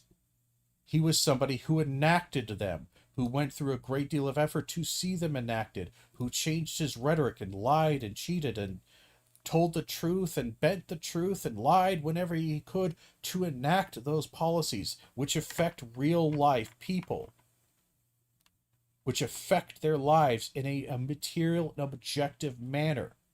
Whether it is good or evil, it doesn't matter. That is significant. You might as well just say that Martin Luther King Jr. was just a speech guy. He was just a reverend. That's how stupid this is. He was just a reverend speaking his beliefs. Yes, but no. Like, that's not, like, again, it was unjustified what happened to Martin Luther King Jr. It was unjustified what happened to Charlie Kirk. But for the love of God, stop lying to yourself. Because this is that same kind of doe-eyed, ignorant, I just want the privilege of being a common person while also having the privilege or the lack of responsibility of a common person with the extreme privilege of the aristocracy. Stop it. Not everyone knows a billionaire CEO or a powerful politician, but they do know somebody with conservative beliefs. Yes, I know people with conservative beliefs. I also know that they've become more and more like Charlie Kirk than they've ever thought, and that makes them a gigantic asshole. It's not just that they have conservative beliefs. That wasn't why Charlie Kirk was killed. We don't know why he was killed, but for the most part, he was probably killed because a confused, pissed off, angry, stupid, online brain-rotted dipshit didn't like him because he said something wrong. Because an opinion changed, and instead of having a normal human reaction of just disliking this person and not watching them anymore, this person, like many other crazy lone gunmen, obsessed, hyperfixated, catastrophized to an elaborate extent, to the point where it doesn't even trying to pin this on political ideology is going to be somewhat nonsensical. And I would say that about most of the right and left or any kind of shooters. In general, it is somewhat indicative, we might say, of the political atmosphere and the conversation that's happening, perhaps in the rhetoric that can cause this. Certainly I can see some of that, but for the most part, it's more just indicative of, again, the kind of brain rot that isolation and extremism can bring. We don't know why Charlie Kirk was shot. We don't know what the motivation was. We have zero goddamn idea. Honestly, it could be a mixture of Charlie Kirk said something that this kid, on one of the pendulum swings of emotional instability, caught it at the wrong moment. And then the kid also thought, well, at the same time, like, well, this would also be like super like crazy to do. Like, man, I want to see this on the news. I want to see this because in many ways that's kind of what he said. He wanted to see Fox News say, "Ooh, woo, notice your bulge." You might say, "Well, that was just a passing comment," but I think like that's as deep as it kind of goes. Sadly, with a lot of these shootings, there isn't some elaborate uh, hoax. There isn't some elaborate conspiracy theory. Oftentimes, it really is stupid. It's stupid, simple, poorly thought out, poorly matching onto any ideals. It just doesn't make any sense. Because of course it doesn't. It's an irrational action done by an irrational actor.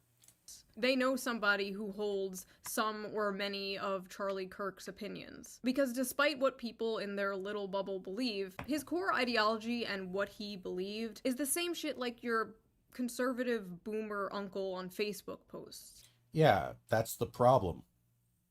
And that's not saying that, again, you're appealing to a normal, like this is normal. The problem is that this is now normal because it has been normalized. That's what they talk about when they talk about normalization, Shu, is that extremism can be normalized. And when it's normalized, you and anybody else who is not paying attention, who just takes things as they are without any critical thinking, will just go, well, yeah, that's the normal. Even though you have factual evidence in your own experiences and the things you have read in the past and engaged with in the past that should be telling you there was a change, because you're so absent-minded, you're so disconnected from reality, and you're just going based on what's normal at the time was apparently always normal, not realizing that figures like Charlie Kirk have radicalized, made radicalism normal in these areas. Yes, I have an uncle who does this,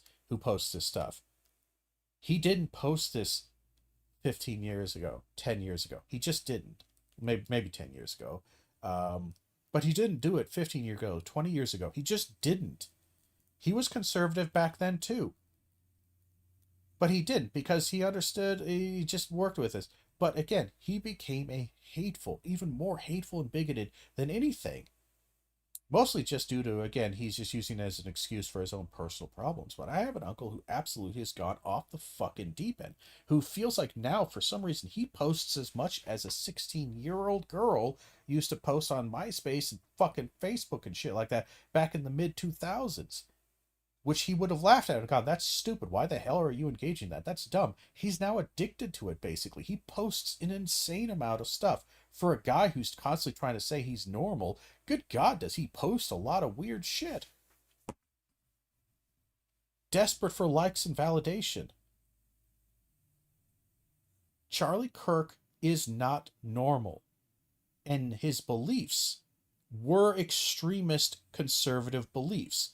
If you were to ask a conservative 20 plus years ago, 30 years ago, that if you should, that America should be a Christian nationalist state to where the separation of church and state should be abolished, that the church and Christians should dominate the political environment, and more importantly, that this should be to such an extent that we should abolish or otherwise prevent or try or use every means necessary, except for explicit violence, but use many, including discriminatory practices, to prevent people of other faith, especially Muslims, from getting into the office. Again, you'd have to go a little bit further because, again, Republicans have been insane since Newt Gingrich.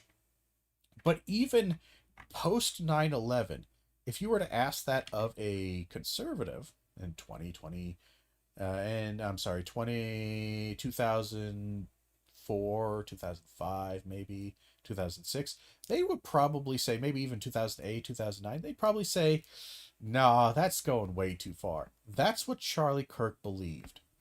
If you were to quote, and here's the big thing that I'm going to be really interested to see, if Shoe on Head includes any of the fucking political positions and quotes that many people have cited, that myself have cited from Charlie Kirk. Because again, this was one of the biggest things that Ta-Nehisi Coates called out Ezra Klein for. And many of these people who are whitewashing Charlie Kirk's ideology and his past and his behavior is that it is notable that for all of their talk about how great of a communicator is, how much he tried to bring people together, how much he did politics the right way, and how he did this, not a single one of them had quotes of his major positions. Because you could absolutely, again, you could choose the somewhat less inflammatory ones, but if you wanted to summarize his positions in a objective, not good, not bad, simply this is what they are and what they believe, most people would find, a good chunk of people would find them abhorrent or extremely problematic or having major flaws of bigotry and ugliness in them. Nobody, for all of your veneration of Charlie Kirk, there isn't a single goddamn word of it. And I'm going to be honestly curious if in this 20-minute video, if Shoe on Head is going to bring up jack shit of what Charlie Kirk actually says and believes. Because his beliefs were not common, and the fact that they have become to some degree more normalized on the right is terrifying. You can only disagree with this if you are unfamiliar with Charlie Kirk, or you are unfamiliar with the many different branches and different ideologies of the right wing. Now, don't get me wrong, Charlie Kirk had many bad takes over the years. Like, for example, the two most popular quotes I see people post. Oh, wow, we're actually going to do this, but of course we're going to say, oh, sure, he had lots of bad takes. These aren't bad takes. These are policy decisions from a major political pundit who has had the ear of the President of the United States explicitly, who has been involved in major activism and been involved in policy, kind of, not necessarily policy writing, but in the policy kind of theorizing, and who has been absolutely in contact with major other political figures who are working to create policy, to guide other conservatives on their policy positions. Charlie Kirk was not just a guy talking. He just wasn't a guy who had bad takes. This is just, again, this is just this privileged thing to where I want to be able to do everything and nothing and have zero responsibility, and it just works out. You don't get that. Are the one where he advocated for stoning gays and black women are too stupid to be pilots. What's with the weird quotes around the stoning the gays thing? Again, like the fact that you're treating this so... I feel like if you're going to treat his death seriously, you need to treat his life seriously. You need to treat his words and everything seriously. So yes, if it is problematic, what he said, bad takes, as you say, treat it seriously. Because, again, this is not something that just accidentally happens. And again, but this goes back to, again, the idea that I just want to be somebody who can say and benefit from everything that happens based upon my words and have zero accountability, consequences, social, financial, anything at all, ever from anything. And I want my words to have material effects on the world, but I don't want anybody to ever perceive that as that, because then that might give justification for material effects on me. This is not justifying anything. I'm not saying that. I'm saying that, again, it's not in a vacuum. But guess what? Both those things, the two most popular quotes people are posting to justify this guy being... Actually, I haven't seen the stoning one. I've seen more quotes posted, but and honestly, there's way more than two. There are dozens. I put out a video. You guys can watch it. In the beginning of the video, there's a TikTok compilation that was put together by, I can't remember who it was. I think Rebecca Watson grabbed it, but there might have been a secondary person who actually made it, and then Rebecca Watson found it and added to it. But again, you can check that out. Check out also Rebecca Watson, her YouTube channel. But it's a solid minute, 2 minutes of what, 2 dozen plus statements that are all horrifyingly awful and have zero, like, again, you have to really work to try to explain and try to figure out, how can I put this in a light that doesn't make it sound extraordinarily racist and evil? Murdered are out of context, but idiots They're out of context.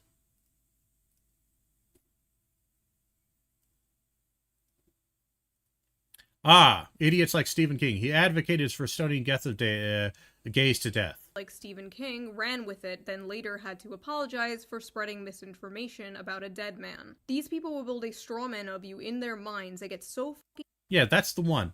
I like that.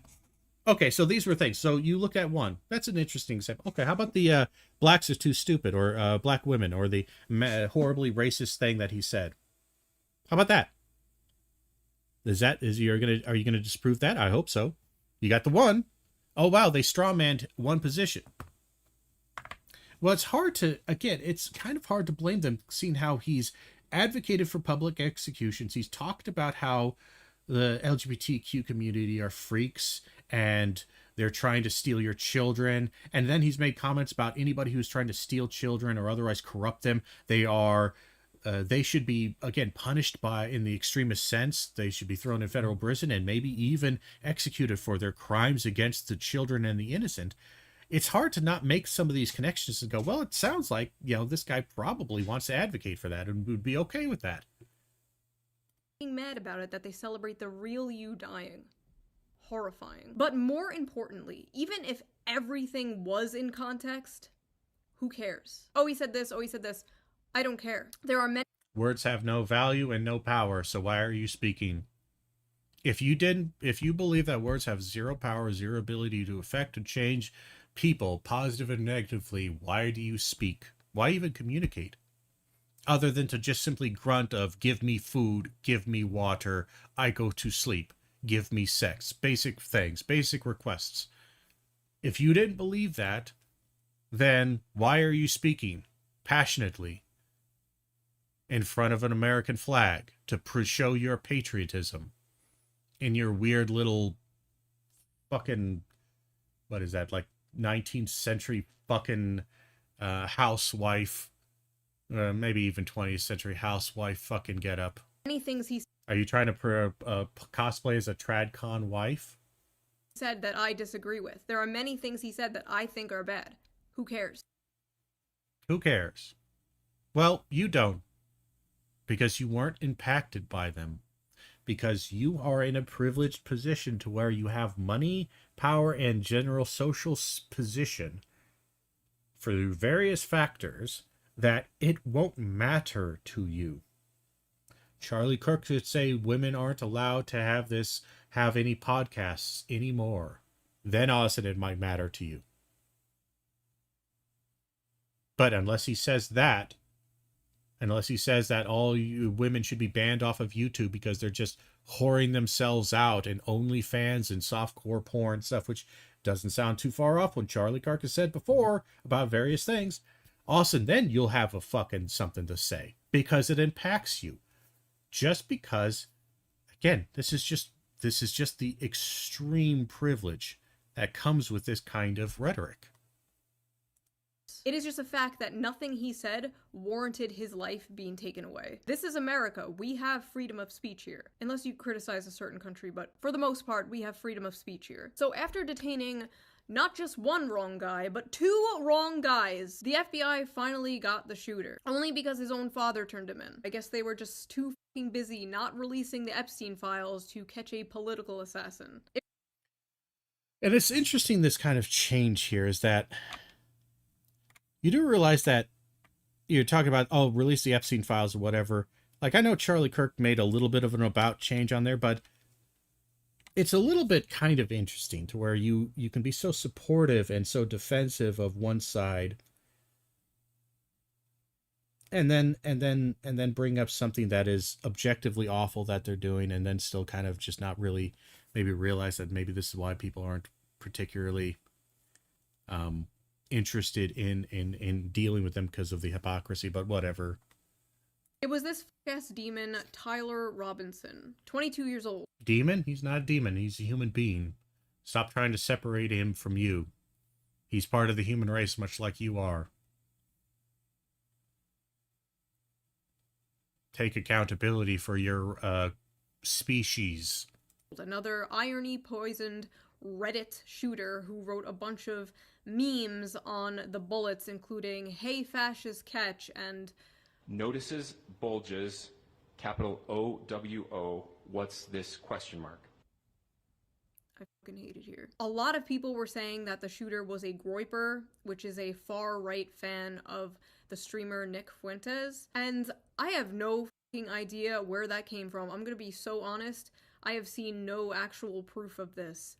Well, again, there's no real proof of it. They're just going based upon, again, the fact that the groypers really hated Charlie Kirk, that they're meme irony pilled with their fucking insanity, and some of those things kind of fit upon that but again, like, I don't think he has a coherent ideology. I don't really care one way or the other.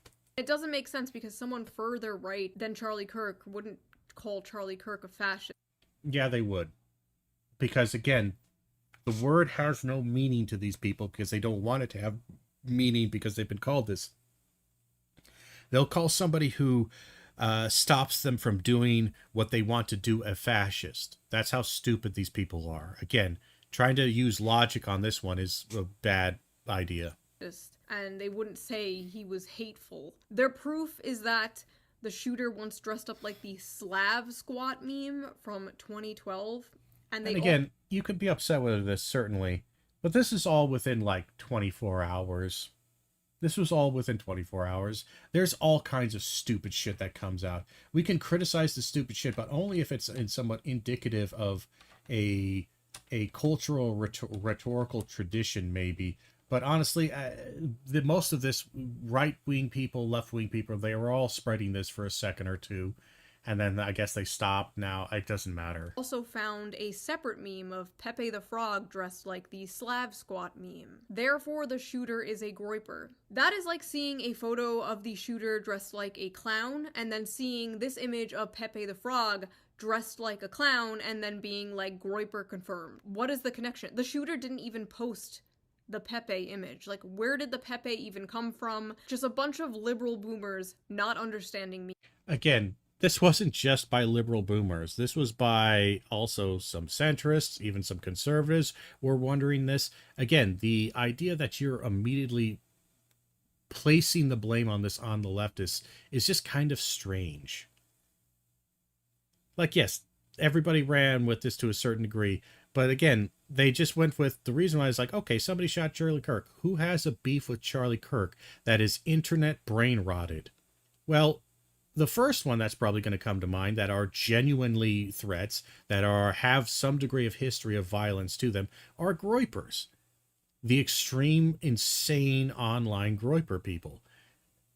Again, that's the connection. That was it. It was just early speculation. Stupid, dumb, doesn't lead to much. That's it. The other thing I saw was the shooter had Republican parents, and therefore the shooter must be Republican, which is just funny because we all see what these people say about their Republican parents every Thanksgiving. But I guess we'll see. Yeah, but again, the majority of the time, again, if you had to draw, if somebody has conservative parents, more likely than not, they will grow up conservative and they will probably have some degree of conservative values, or they will oftentimes go through, and again, this could also be true. He could have been conservative to a certain degree, went online, or just generally in his early 20s, because he's in his early 20s, has some kind of ideological shift that is confused to where he both holds certain conservative values, but also doesn't understand how to deal with these things, becomes extremist in weird, stupid ways that are contradictory to themselves, to where he is both somehow taking extreme right and extreme left positions without even consciously realizing that they're not compatible because he's a stupid fucking 20-year-old trying to figure stuff out.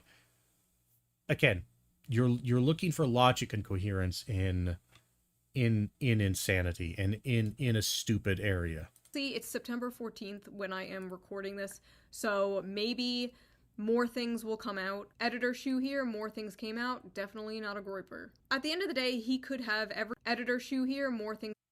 Again, this is said by the Utah governor, says the motive in Kirk's shooting is not yet certain, but the suspect was on the left. Again, what you should then add here is that the Utah governor had zero fucking evidence to say this. Nothing new. He just said this because that's it. Because literally the same level of evidence that you have right now that says it's a groiper is the same evidence that they're using to say it's a left person. There's nothing here. This literally was just, again, he had a trans roommate / lover, maybe. They're working off of that thing. And the Utah governor, again, is a hard right conservative dickhead just trying to get ahead of this, who even said, like, I hope it's not one of us. I'm pretty sure that was the same governor who said that, the same person. Like, again, this is not evidence. This is the problem of what I talked about with anti-intellectualism, is that you literally went to find somebody who said something that went along with you, and now you're trying to say this is truth. But if you read through this, I would never use this, because I would go, well, did he actually get any actual evidence, or is this just his personal opinion based upon the same shit that we've all seen, which is nonsensical? Came out, definitely not a groiper. At the end of the day, he could have every single one of my or your opinions. It ultimately doesn't matter. One person may have pulled the trigger, but then we saw the reaction of many. We think that Charlie Kirk just got shot in the neck. Hey, ooh, ah. Oh, you're looking at the inhumanity of TikTok and people on there. Yes. Were you upset when they were doing this about George Floyd? Were you? Were you upset about this when they were doing this with fucking Nancy Pelosi? Were you upset about this when, again, if you look on there, you can find in TikTok and on the right-leaning kind of social media things, there was a lot of joking about Melissa Hortman and her family. There fucking was. Y'all memory hold it, and you didn't want to look at it, but you absolutely missed it. I'm not saying she deserved it. And I'm sorry, again, a lot of these people would be directly affected by Charlie Kirk's rhetoric and policies if his rhetoric and ideology was taken as a rule book and as a guidepost for policy, which, again, a lot of right-leaning conservatives in positions of power are doing. So it seems just like, look, yes, are they being tasteless? Yes. Are they being cruel? Yes. But a lot of these people are also going to be directly affected by it. If a Democrat was going to pass a bill that's going to cut subsidies for farmers across the board, massive federal subsidies across the board with little recourse, and was just going to do this unilaterally, and this was going to devastate the farmer market, even if they were just presenting this. They hadn't passed it. They were just saying they want to do this. And then they got hurt or injured in a car accident. I'm willing to bet you dozens, hundreds, thousands of farmers all across the nation are all going to be posting shit on social media that is explicitly celebrating that person's pain and suffering, whatever it may be. And you know what? I'm going to go, yeah, that makes sense. They may be wrong. Maybe that person does have the right policy thing, but I'm not going to be shocked that they do this necessarily. I might find it mildly distasteful, and I could maybe talk about that, but it's not going to change my political or social opinion on things to notice that people are ugly. This is also the privilege of, in many ways, youth, but also the shelter that so much online political pundits kind of have had develop in themselves, is this weird mixture of privilege and sheltering to where, like, maybe I just grew up different. And I had to face the consequences of material reality way too often. Things that are just ideas to people or things that were just real to me. But, like, it's just like, yeah, this, you're just now noticing that people can be incredibly cruel online, heartless, and that people treat other people as objects and not as subjects, not as people when they're dealing with them. That people will say and do things in a distance about people that they would never say and do in front of that person's face, to that person's face. You're just now fucking noticing that? But I'm saying God's timing is always right. Yo, they got Charlie Kirk, bro. I've never been happier. Never believe the reason I'm smiling. And it has nothing to do with Charlie Kirk. Nothing to do with... I would say pour one out for Kirky boy, but I don't waste good beer on little bitches. Rest in peace, bozo! And again, half of these people are doing this because, again, the internet rewards extremism. Charlie Kirk knew this. That's why Charlie Kirk was the way he was. Charlie Kirk said horrific, terrible things about people and their suffering all the fucking time in his podcast. He's a podcaster. He put out shit like this all the time on his podcast, on his Twitters, on his TikToks. Absolutely. He was way more awful on those than you give any credit for, because you don't watch him, do you, Shu? This is the problem. Again, this is the problem with social media, is that it rewards awful behavior across the political spectrum. You're just now noticing this. Charlie Kirk just got put down like a fucking dog in Utah. I do not, and I will not, ever feel bad when bad people get what the fuck they deserve. I just heard that someone shot Charlie Kirk? Thoughts and prayers. Oh no, someone shot Charlie Kirk. Look, I don't know who needs to hear this today, but that's how you pick up a woman. Homie dead. Fuck your homie dead. Fuck your homie dead. He got shot in the head. As to how you thought. I don't feel bad opinion in public. I don't really give a shit. The best part of this whole people that are like, no matter what side of politics you're on, you should never celebrate something bad happening to someone. I, on the other hand, do cheer when bad things happen to bad people. Those likes of likes. Some of these people posting with their full names and faces. So, they posted distasteful things. So did Charlie Kirk. Why can't they post it with their full names, Shu? Why can't they? Why can't they post this with their full names? They have freedom of speech. Charlie Kirk was not a free speech absolutist. He was a free speech maximalist, I believe he would describe himself as. And he believed, according to that, though he was a hypocrite in extreme measures, that you should be able to say and do whatever you want. What do you want to happen to these people? Why would it matter? They should be allowed to do this under their full name and where they're from all the time. Because there should be no major social or material consequence for this, because it's free speech. Free speech is free speech. It doesn't have any power. Charlie Kirk just talked. More importantly, your reaction here. These people and the spread of this, the sheer amount of this rhetoric, cause you to feel anger and discomfort and disgust for this side, so much so that it has changed your feelings and changed you as a person. You think that maybe that might also be in the opposite direction when it comes to Charlie Kirk, that Charlie Kirk, even though, yeah, all he did was say things, according to you, that he inspired people to react and behave in ways that were, to other people who were not in agreement with that, who watched that behavior, who watched those people saying those things, who watched them post that stuff, found it abhorrent and terrible and awful and even scary. This is why it's so hard to respect this level of ignorance and so hard to be nice about this, is because there is literally zero self-reflection. There is zero desire to self-reflect. It's just a desire to protect yourself from any kind of responsibility or awareness of self. This is stupid.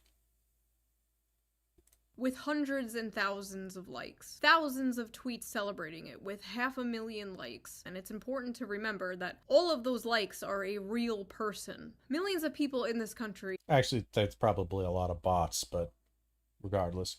apparently believe the acceptable response to speech they don't like is murder. No. Again, it's hard to draw that conclusion because, again, they're not necessarily saying that because they don't actually believe that. In a moment of stupid, angry, you get celebrated for being the most extreme form of a thing. They are expressing sentiments designed to shock and upset and or incite an emotion. Again, you're trying to draw an objective. These people cannot be dealt with. These people cannot be reasoned with. I'm not saying any violence should be done with them. I'm just saying that they're objectively evil now, and, well, what are we going to do? Again, like a genetic fallacy in them that cannot be saved. This wasn't just a bunch of fringe blue hair SJWs or whatever. They were teachers, professors, doctors, HR workers. Yeah, all fields that have been attacked and harassed and have to deal with the real world consequences of Charlie Kirk's bullshit and rhetoric. All of those fields have had to deal with Charlie Kirk and his ilk's bullshit. All of them. There's healthcare workers, nurses, pediatricians, people who... And also a lot of them got fired for this. A lot of them. A lot of them are getting fired. I've seen plenty of teachers, conservative teachers, educators, fucking all these other fields, absolutely responding with horrendous, terrible things in response to violence. And despite the right's insistence that cancel culture was terrible in the Obama years and some of the Trump years, the early ones, and some of Biden, vast majority never got fired, and the vast majority never even had any goddamn consequence happen to them. Just didn't. Work with kids, people's Work with kids. Oh no. Classmates, roommates. They are teachers showing our children the gory... I really doubt this.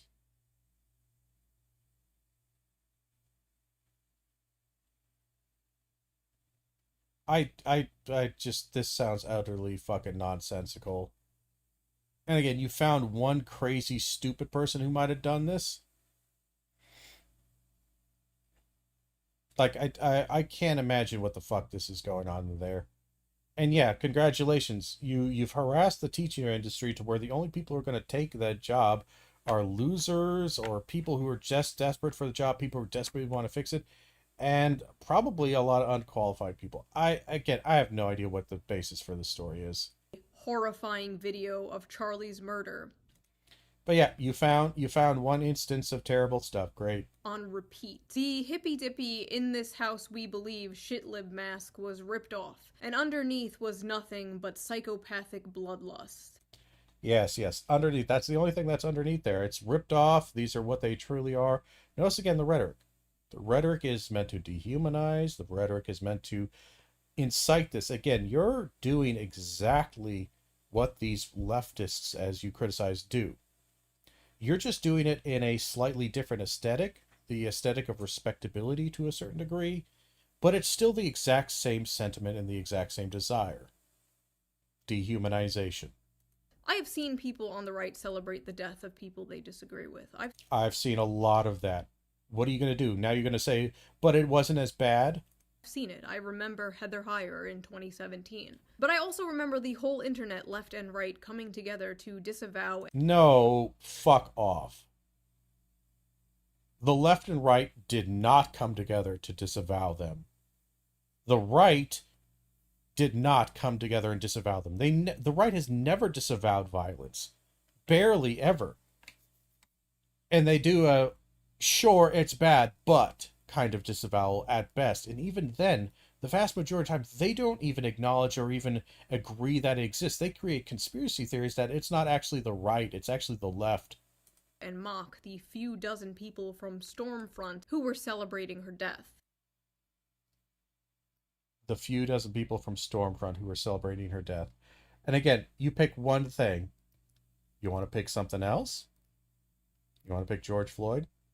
Do it. I don't even like George Floyd. I don't even think he was a good guy, but you want to pick that one? You want to pick, rather than an obscure murder that happened in 2017, you want to pick something that's happened in the past, I don't know, 10 years or something? This is different. It's never been like this before. It's never been this much. It's never been... And I might even agree to a certain extent, especially it's never been this much from the liberal leftists, because they tend to be much more willing to be civil about this stuff. But it's just like, yeah, I don't like it. I don't like it's gotten this far. Part of the reason it's got this far is because the right wing has had basically carte blanche to do whatever they want, say whatever they want, with almost no real world actual consequences for the vast majority of it, with extreme prejudice, and nothing happens. And well, there's a lot of liberals and leftists who are just tired of playing by the rules of civil society. They don't want to do it anymore. And now you're all upset because the parents are now not doing it. You wanted to be the little teenager who gets to be as shitty as you want, but dinner's always on the table, and of course the parents are going to take you to school, and they're going to pick you up. But now, guess what? Yeah, no, the parents aren't doing that. They didn't make you dinner. They're not going to be nice to you. They're going to be mean and yell at you, just like you're mean and yell at them. And they're like, how dare you? You're supposed to be the adult. You're too old for this shit. Been this brazen. Normal people have to log into like an alternate Twitter account where they can post their more unorthodox opinions. And these people are out here full face, full name, like hell yeah, murder. What? The smug, unearned confidence these people have to be openly sociopathic with their full name and face. Why not? It's speech. If Charlie Kirk shouldn't have faced any real-world significant consequences for his speech in any way, shape, or form, then why can't they say distasteful, mean jokes in celebration? Again, you're advocating for violence here, Shu. This is what it looks like to advocate for violence in a subtle way. But it is still there. You're saying how that these people who are publishing it under their full name and face, which again, I think it's stupid, but I think it's stupid from an old school, like I understand consequences of speech and the importance of anonymity online. But you're basically saying, hey, these people have made a mistake. They've left an opening for us to go after them. That's what you're saying, Shu. Because they live under the pathetic delusion of being on the right side of history needs... Well, they're certainly more correct to history, because most of the time what Charlie Kirk was saying was ahistorical bullshit. And most of what conservatives understand about history has been warped and shifted by, again, cranks and ahistorical bullshit. To end. They will blame you for your death because words are violence. Words are violence, so them... Again, this just feels like such a... It's just stupid. This is genuinely airheadedly stupid.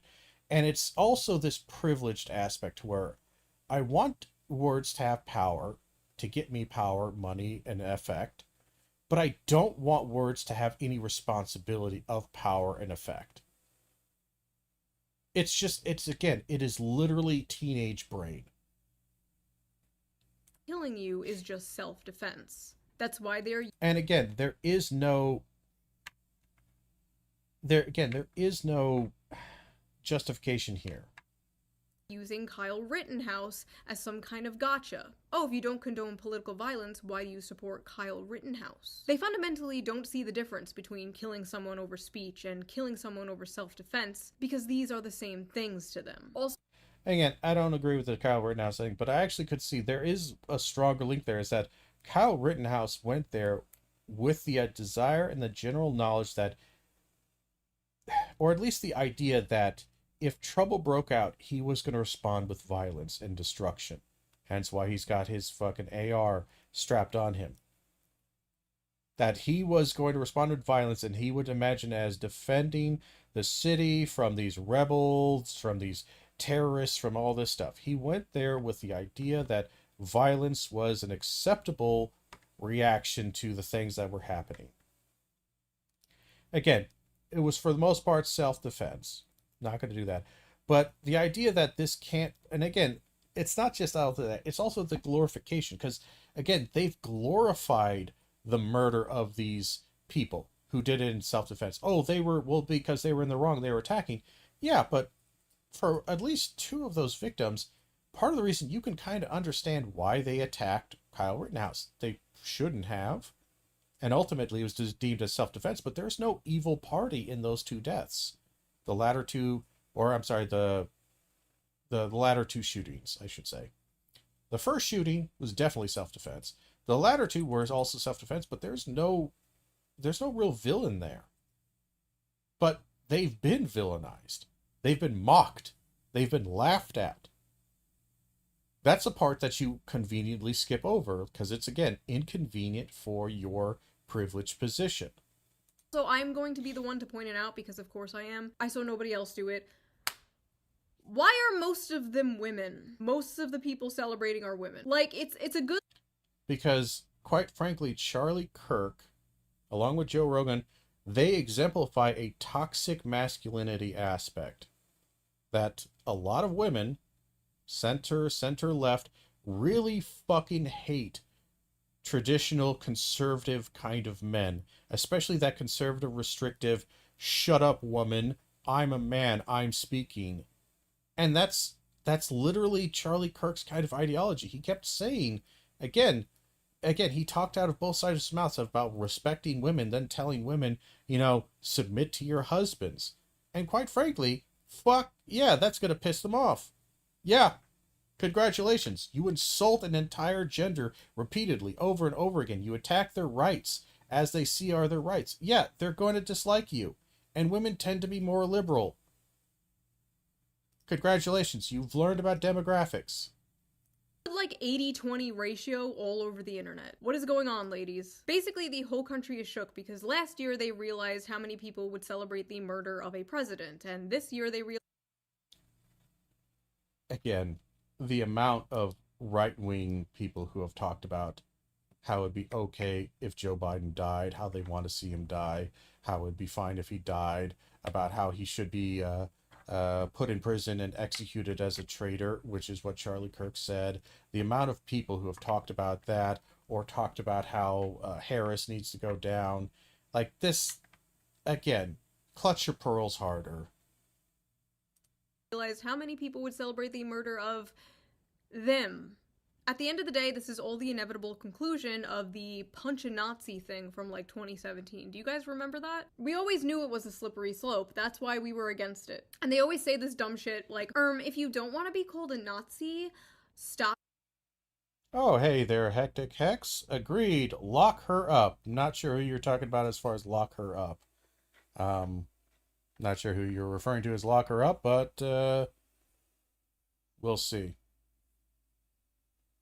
So on and so on. Sure. But no, this is just, again, it's a dumb point from the slogan, lock her up. Again, it's pearl clutching of the worst sort. And I don't expect much because I know this sounds mean, but I've seen some of her content in the past. I genuinely think Shoe on Head just is kind of she's just kind of dumb. I think she generally has a pretty small understanding of how things work. She's never really had a good critical understanding of how things work. She doesn't want to critically engage with it. She just wanted to do memes and online culture war stuff and say snarky stuff, and just like, it's like, okay, yeah, that's great, but you're stupid.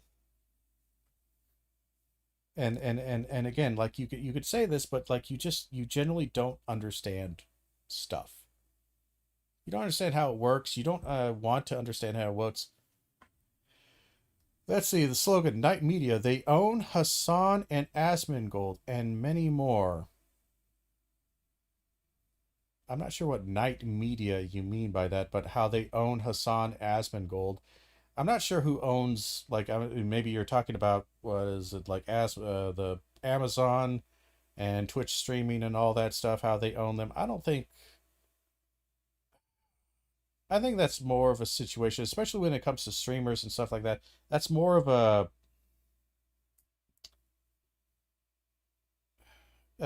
like they're useful. They don't really threaten, especially that market share, because as far as politics, I don't think they, at least in that avenue, I don't think they threaten either political side, and their rhetoric and divisiveness is useful for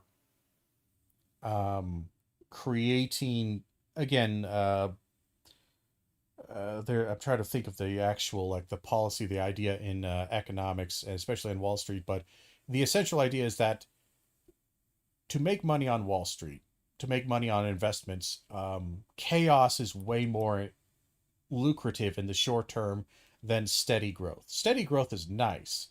It actually outperforms all signed up to Night Media. I don't know if that's true or not, if they're all part of the same creator agency. I might look that up, but I'll take a look into that maybe on a different time, see if they're all part of the same thing.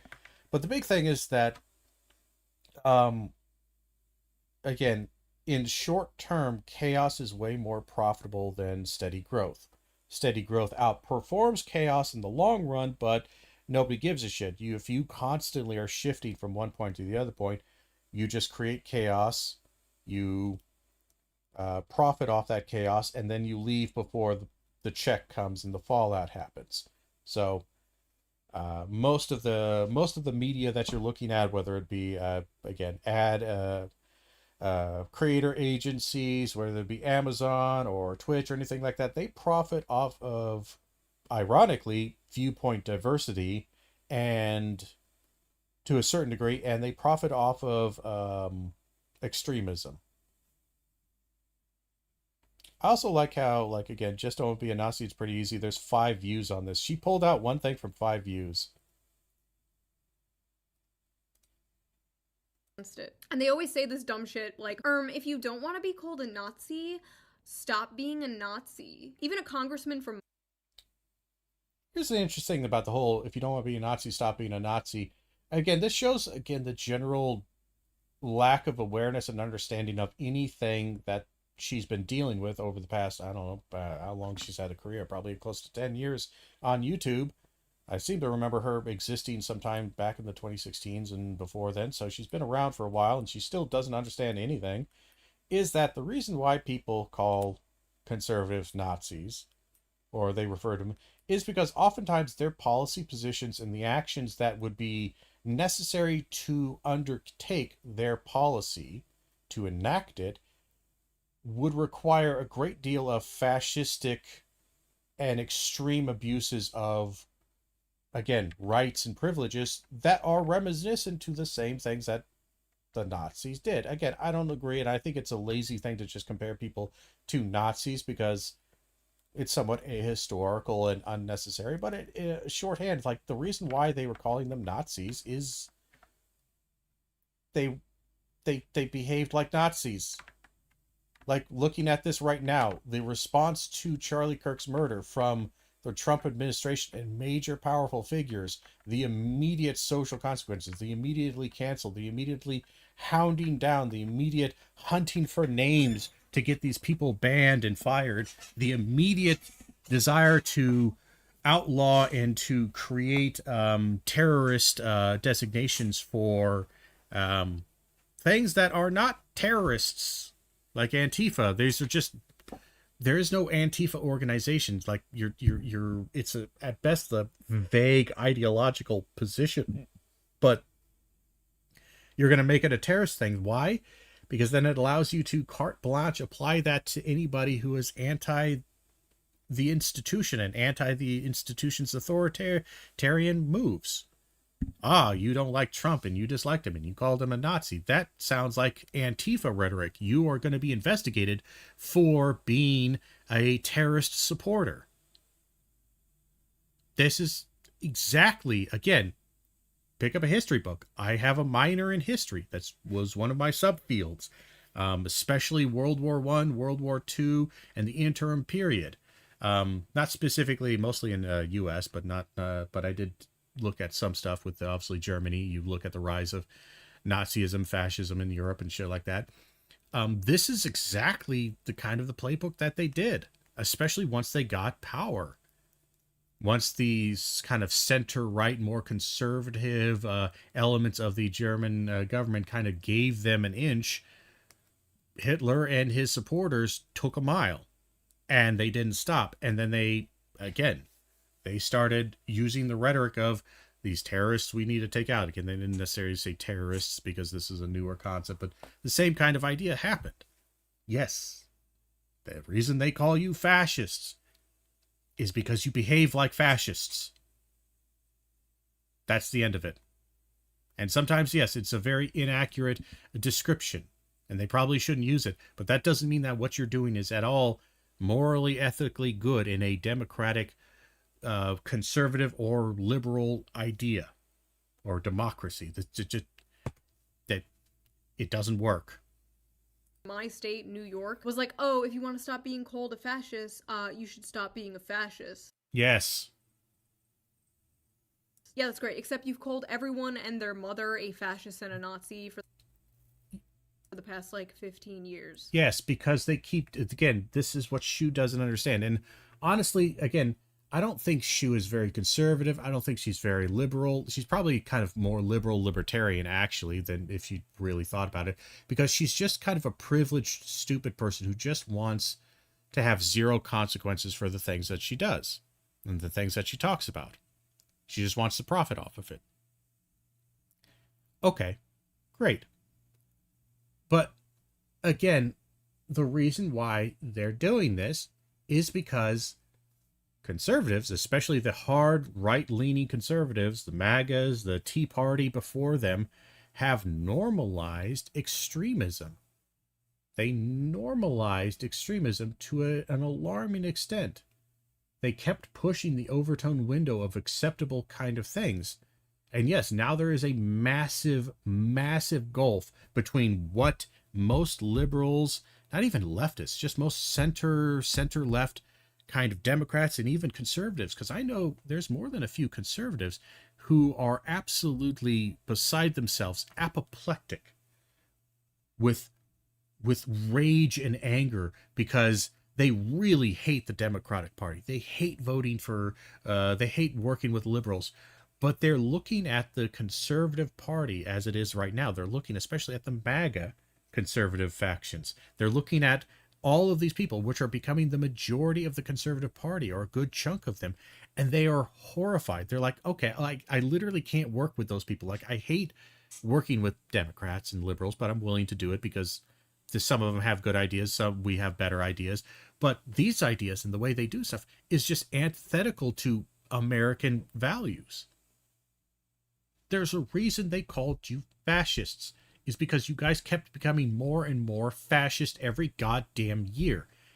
The only reason you think it had no meaning is because, sadly, many liberals, and especially center-left Democrats and stuff like that, are basically spineless, and they're so obsessed with maintaining a steady status quo, and they're so obsessed with maintaining civility and maintaining nice civil governorship, which has its usefulness, but they're so obsessed with that they will ignore extreme radical behavior in the name of keeping the peace. The great irony is that they, in many ways, they mirror the same things that the conservatives would talk about, how rowdy gang thug students are not being punished in schools. That's because the liberals are doing this. Like this, well, kind of, but not really. It's actually more like center Democrats and people who are institutionalists who are so afraid of rocking the boat that they won't punish a student for acting out. Same here, is that nobody was willing. Again, there are dozens, they have been, many conservatives have been brought up or people have brought up like, hey, these guys should be brought up for ethics, community ethics violations should be brought up for to be censored, and honestly they should be kind of removed from office and maybe even put in jail for some of the terrible illegal things they did. And Democrats are just so hesitant to do anything because they don't want to upset the boat. They want to rock a boat. Look at what is it, George Santos or whatever, the lying, cheating, fraudster, piece of shit, absolute meme asshole. How long it took to punish that guy and put him in prison? It took forever, and the guy just existed for several years doing absolutely insane shit and continuously doubling, tripling, quadrupling down on his lies under oath, under all these things. And boy, it took basically forever to try to actually punish him, and we did finally punish him, barely. Like that, it was insane. And this is what has happened, is that you don't realize that the reason why you think fascism doesn't mean anything, the reason why you think you're not fascist, is because you weren't treated as such. Even though you were behaving, and many of them were behaving as such, nobody wanted to upset the family dinner by throwing the drunk racist uncle out. So now the drunk racist uncle and his kids and some of the family members have mistakenly thought, well, excuse me, I'm sneezing, have mistakenly thought that, well, I guess the drunk racist uncle who was being violent and terrible, maybe that he wasn't actually, I think that's just actually, they've gaslit themselves into thinking this. Now, maybe he wasn't actually that bad. And I see a lot of progressives in my audience like, Shoo, you're not like Charlie Kirk. You're not a fascist. Here are all the things I have been called: Nazi, fascist. Yes, congratulations. You are going to find that people have used insults incorrectly. They've probably also called you fat. Or skinny bitch. Or anything else. People will say things to insult you. People will say bad words because they know those bad words have meaning and value, and they want to hurt you with them, even if they're inaccurate. This has nothing to do with this. This could be the case, but it's not always the case in every single instance. So just because you have some cases in where somebody said somebody was a Nazi and it was not an accurate description, does not mean that every single utterance of that is always inaccurate. Reactionary for 23. Let's go. Let's just read this together real quick. Mocking / criticizing pop feminism. Believing adults can do whatever they want. Being pro-free. Again, adults, the problem is, again, this just goes back to, she's just an extremely libertarian, I want to do everything, have zero consequences. So I want to be able to mock anybody without criticism. Without being criticized back for my vapid mockery. I want adults to do whatever they want. Freedom without consequences. Being pro-free speech, you are not particularly pro-free speech because you seem to be wanting to call out these people's their free speech to call you a Nazi. Being a liberal, again, liberal, like, even if, here's the thing.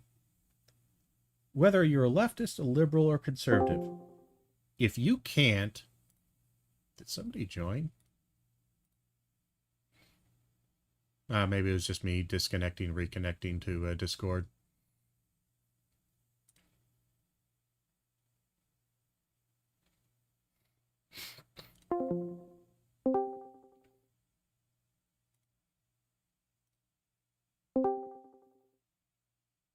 Yeah, that was just me. Okay, sorry, I'm playing around here.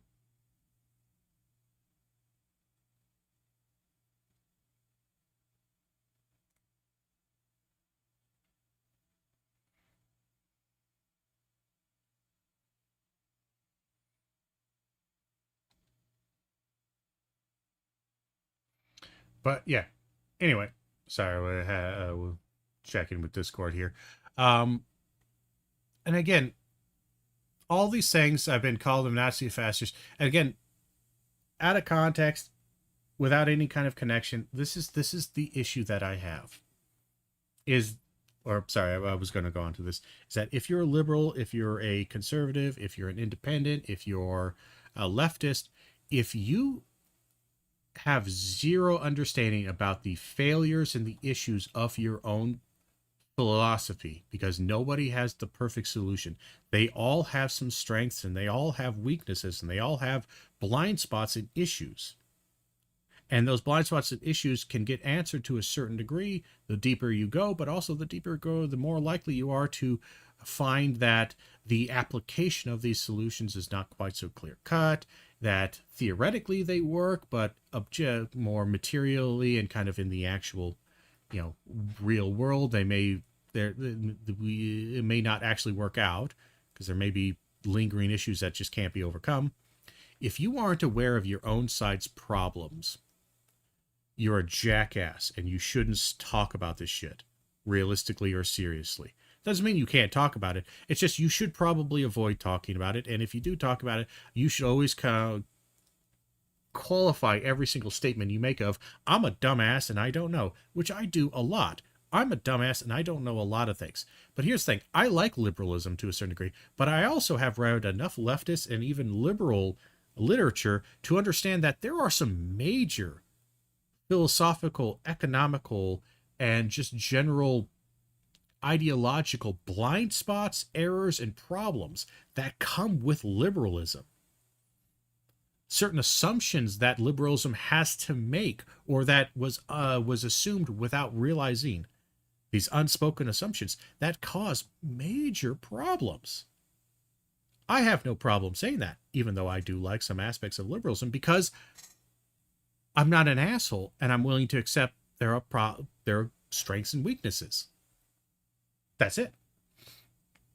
I'm not going to listen to her whine about,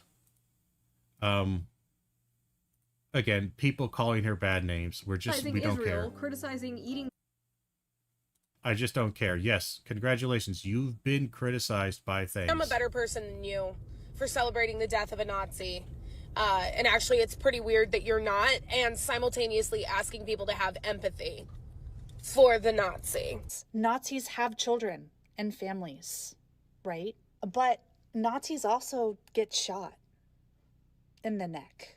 They don't kill you because you're a Nazi. They call you a Nazi so they can kill you. Blair White's an idiot, too.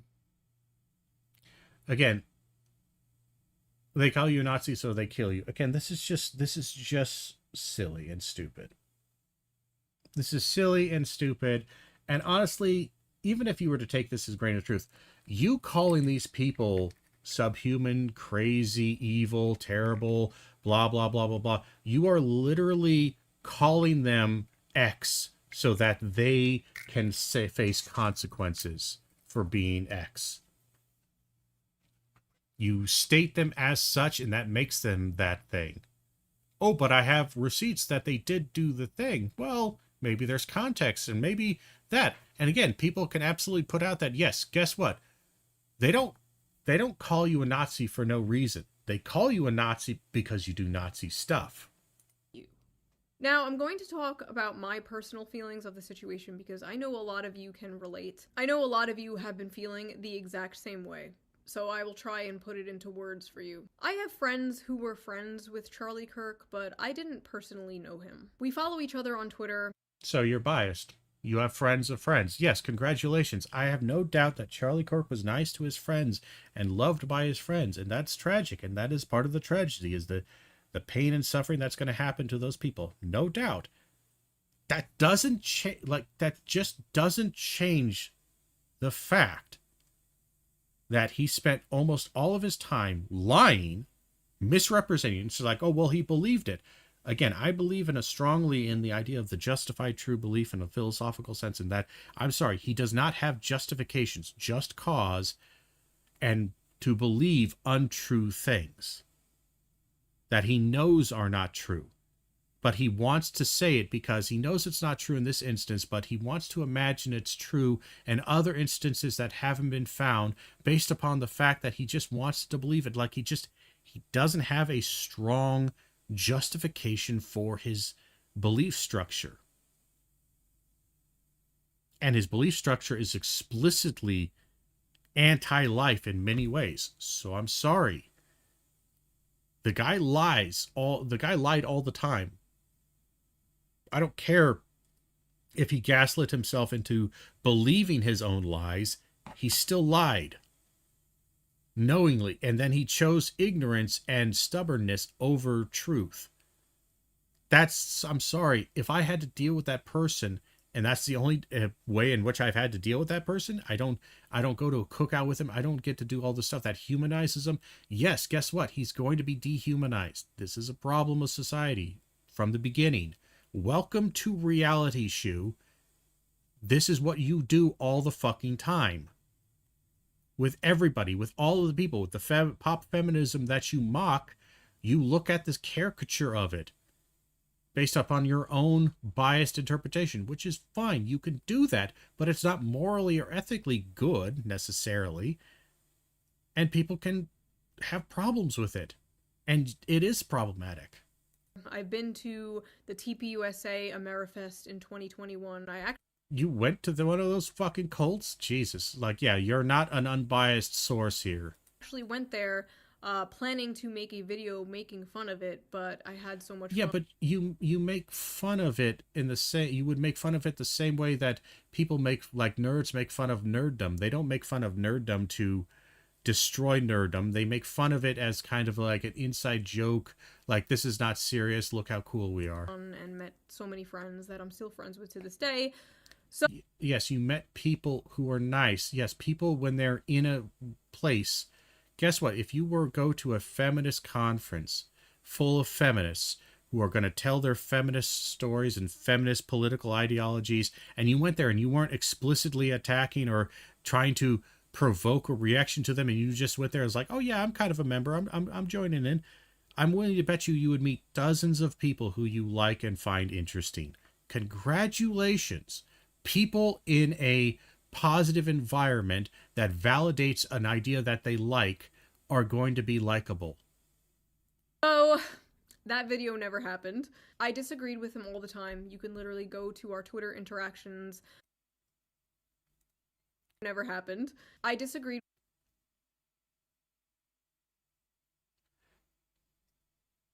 Yes, you disagreed with them all the time. But here's the thing. This right here, Republicans should not support a bill that pays people not to work. Have you seen the current unemployment in this country? Again, people in this position, the reason you don't care is because you didn't need the money. Charlie Kirk is advocating and pushing, and he's going to be telling his Republican people, and he's going to be telling Republican supporters, and those Republican supporters and he himself are going to be telling Republican policymakers, hey, this is bad, this is terrible, we should not be doing this.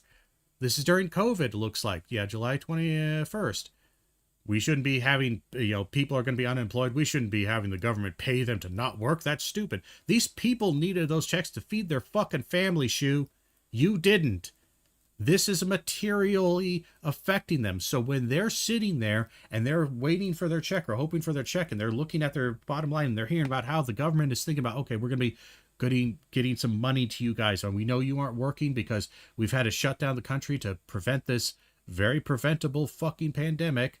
We're having to do this now. I know it sucks for you, but we're going to ease your suffering by sending you money. And they're going to go, oh, okay, good. Hopefully this gets through quickly because, yeah, I got a little savings, but it's being eaten up quick. And then they look on Twitter and they see Charlie fucking Kirk, the asshole himself, going, they should not support a pill that pays people not to work. It's like this. You're not paying me to not work. You're paying me so I don't fucking die, so that I can work when I go back to work. I want to work, but I can't work. And now Charlie Kirk's here is trying to take food out of my kid's mouth.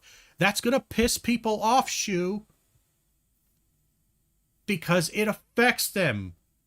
Your privilege. This is what they talk about why privilege is important, and check your privilege. And I know they say in a snarky, stupid, sassy manner and all that shit, and it kind of dilutes the message. But this is what they mean when they say privilege, certain privilege and certain class positions can blind you to shit. You understand it here to a certain degree, but you, in the future, 4 years later, now you're looking back, oh, this is just a disagreement. Yeah, it's a disagreement to you. It's food or no food for some people. That's the difference. Shoe. With him all the time. You can literally go to our Twitter and Former KKK leader David Duke endorsed Democrat Tulsi Gabbard for president. Again, nonsensical, stupid, and that doesn't necessarily mean that Tulsi Gabbard wanted this. I don't even remember the context of this bullshit. For years, we've been told that it matters that David Duke supported some Republicans. It wasn't that he just supported him, it's that those Republicans were happy for that support, and more importantly, that those Republicans were embedded with the KKK. That's the difference, Charlie. God, I hate Charlie. He's such a lying son of a bitch. Of course, now that the KK leaders are going back to supporting Democrats, the media will totally ignore this. Cease. Oh, wow. Really strongly worded there. Again, he's just being an asshole, and this is just one. This is a fairly tame by Charlie Kirk standards. interactions. I was Modern culture warfare the left is engaged in right now has done more damage to America in 4 years than the conservative boogeyman of socialism has ever done in the lifetime of our nation. Time to rethink our priorities and calculate proportional response. We love to see growth, Charles. If capitalism's so great, why haven't they made capitalism too? Like, again, you're just it's a game for you. It's fun for you. That's great. And it's probably a game to me in certain degrees, and lots of other people treat it as a game. You treat it as a game, just like those people who are celebrating Charlie Kirk's death. They were treating it as a game, as a culture war thing. And it's cruel and it's ugly. And you were happy to play in this game until all of a sudden it got a little ugly and a little dirt started flinging. And again, you're just... You're just responding because it's fun to be snarky. There's no actual thought here. Nothing, because it doesn't matter to you. It doesn't matter at all if he starts going after the left or the right, because you just don't see yourself as belonging to any of those because you were above them. You're a privileged little aristocrat playing a game of chess with real people. always correcting him about, like, Bernie Sanders. Yeah. Oh, you're correcting him. Oh, great. You're correcting him. Bernie Sanders just in a top priority as president, reinstating DACA, immigration reform, meaning open borders, abolishing ICE, amnesty, protection and healthcare for 11 million illegal aliens. Why are illegal aliens his top priority instead of Americans? Again, this is just, it sounds nice and civil, but again, he just wants you to hate illegal immigrants. He wants you to not have health care, because this health care is not just for 11 million illegal immigrants. It's also for the rest of the 300 million Americans, or at least the 100 million Americans who are oftentimes not on health care. He doesn't bring that up. Again, deliberately obscuring and lying to harm people. And again, just bringing up shit to be nasty. And again, this is back in 2019, and he's gotten more radical since then. And and you have this weak sauce. Oh, he's not for open borders, Charlie. I made an egg look like his face. It is safe to say I was no fan. But this has really shaken me in a way that... Why? Because, again, I've described this before. The way that people are responding to this, whether it's this or the Ezra Kleins of center left, the right, these pundits, the way they've responded is it just shows you guys were above this. You were separate. You played your games and you had your things, but it wasn't really you, because none of these things that you fought for, advocated for, were really 100% objectively reality to you. You could always move away.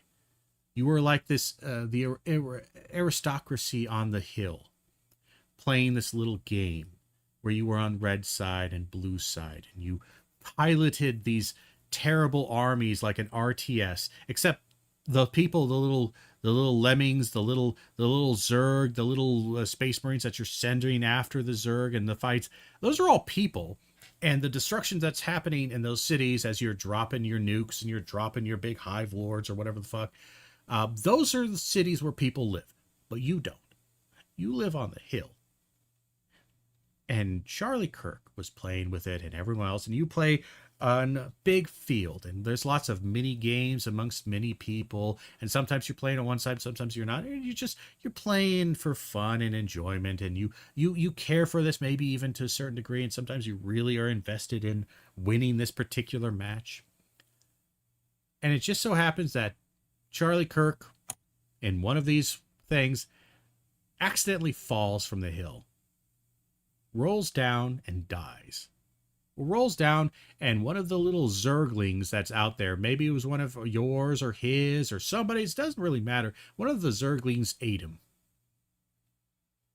He fell off his little high perch looking down on this RTS and fell down amongst the muck of people where the decisions actually hit and hurt him, and it hurt him, and he died. And that sucks, and that's sad. And now you are just absolutely fucking horrified. You're like, oh my God, this is so serious. Yeah, it's been serious for decades and decades and decades, for hundreds of years, since the formation of this country, formation of politics. Yes, congratulations. You have been made aware that you are not immune to the reality that you project and create. That I absolutely did not expect. These last few days after what happened, I kept going to every single, like, lefty, liberal, left-wing person I know and, like, checking out what they have been saying about this. And besides maybe, like, 4 or 5, every single one was being an unhinged psychopath about this. Did you do this with anything and your right-leaning people? Did you call them psychopaths, all the right-leaning people? Or is it because they made some half-assed, well, yeah, of course that violence is terrible, but it's funny as shit, let's talk about it. Like, again, you clutch those pearls any tighter, they're going to become diamonds. Maybe that's your investment strategy. That's the investment strategy of the appeal here, is if you clutch your pearls tight enough, they become diamonds, then you can sell those off. But again, I'm sorry, Charlie Kirk wasn't just a normal guy. I'm sorry, he just wasn't. For better or worse, he was not a normal person, just having an opinion, talking shit out. He wasn't. No matter how much you try to rehabilitate his image or try to simplify it down, or you try to make it to not what it is, it just wasn't. His existence had real world consequences on people, both good and evil. And the people he had evil consequences on, yes, they don't like him. They dislike him. They might even hate him. They might even celebrate when he dies because they're so angry and frustrated. Is this good? No. Not really. Is it so shocking, so horrifying, so surprising that I am just utterly incapable of dealing with it? No, because I live in the real world. I've seen people die. I've seen the pain and suffering that comes from people dying. This is a reality. Welcome. Congratulations, Shu. Congratulations. You've moved from your teenage years into the real world. Congratulations, Shu. You got anything else of wisdom to show? Or saying some backhanded shit like, this is why we need gun control, which... How is that backhanded? And more importantly, like, yes, I'm sorry, at a certain point, like, we just kind of do. And also, beyond that, this is the exact same thing that Charlie Kirk would say all the fucking time. Anything ever bad happened to a leftist, he would somehow turn it around into making some policy argument. Usually for right-wing ideology. This is what Kirk did all the time. But you weren't horrified, or you were annoyed by it when he did it. But now when they do it to Kirk, you're horrified by it. Why is that, Shu? First of all, we were just watching a whole bunch of people celebrate killing someone over political. They weren't celebrating killing someone. They were celebrating his death, technically. And again, Charlie Kirk was for public executions. Differences. You are never taking our guns now. That is not happening. I felt like I was in the middle of the ocean. I was trying to like grasp onto a flotation device, checking all of these accounts for their take, like, be normal, be normal. Nothing. Nobody. I'm just drowning in a sea of evil, apparently. Maybe. Are you going to bring up the extreme, crazy right-wing rhetoric in response to this? How they're wanting to take away rights? They want civil war? Have you been noticing that? Have you been talking about that? The incessant civil war? The incessant civil war talk that they're constantly doing? You bring that up? Have you brought that up? You gonna bring that up? You gonna ever bring that up, Shu? The Tim Pool? Let's see. Shoe on Head. Has Shoe on Head done anything about Tim Pool and his insane rhetoric about starting civil wars? No, but she's got a war on hot women because people responded stupidly to the City Sweeney thing. Male loser epidemic. Again, more women being bad and MAGA being amazing. The dark truth behind U.S. aid. Jesus fucking Christ. The idea that Shoe on Head has anything to say about U.S. fucking aid is goddamn insane.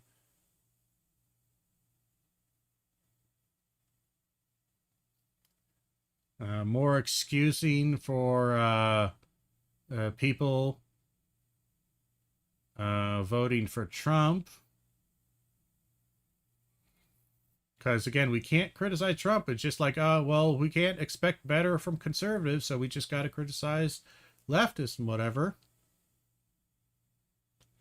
War on normal guys. Rise of AI girl. Like, the Twitch thought epidemic.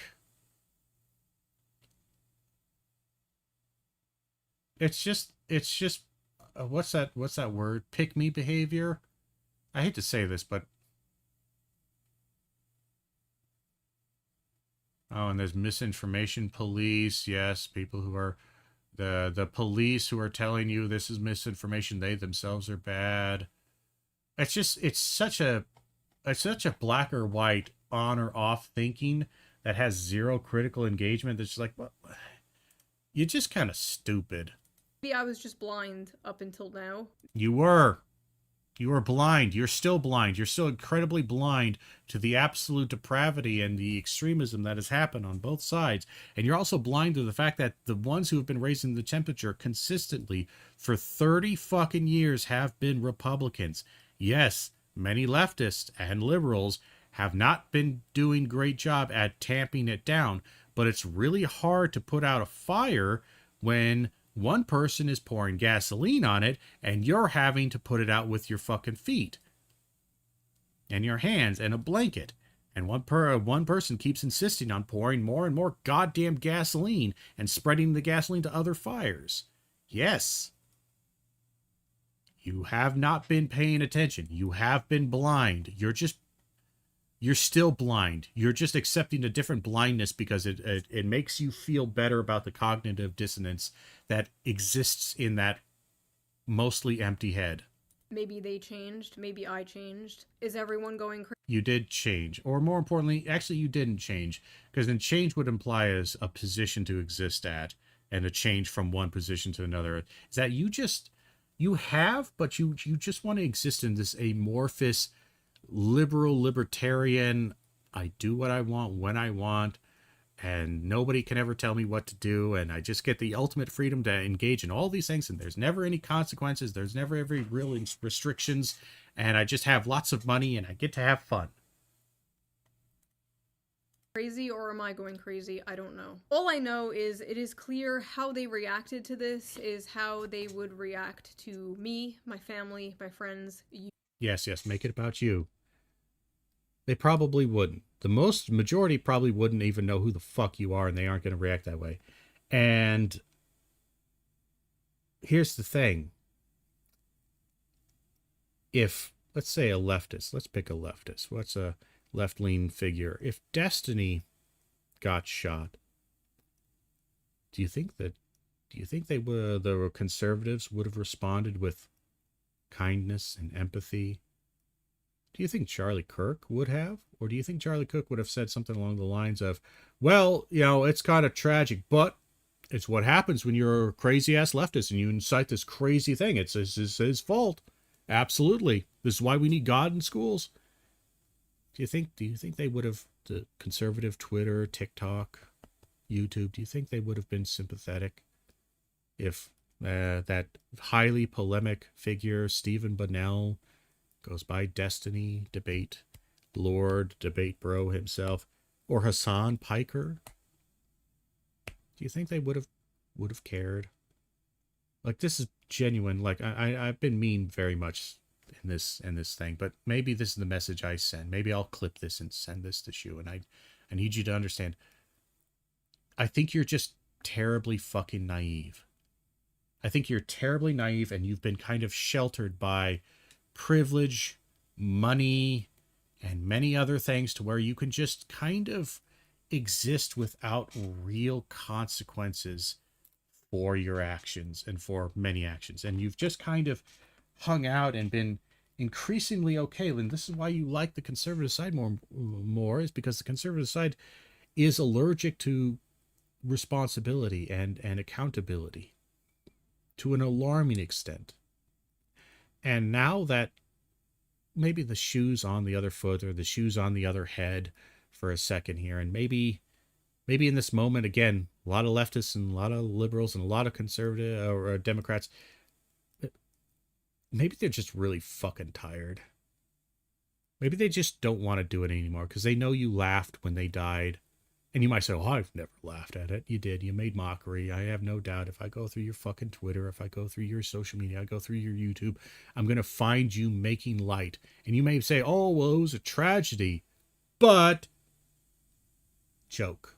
Something. And you might say, well, jokes are okay. Well, again, the reason why this is shocking to you is because you just have never, ever, ever faced consequences.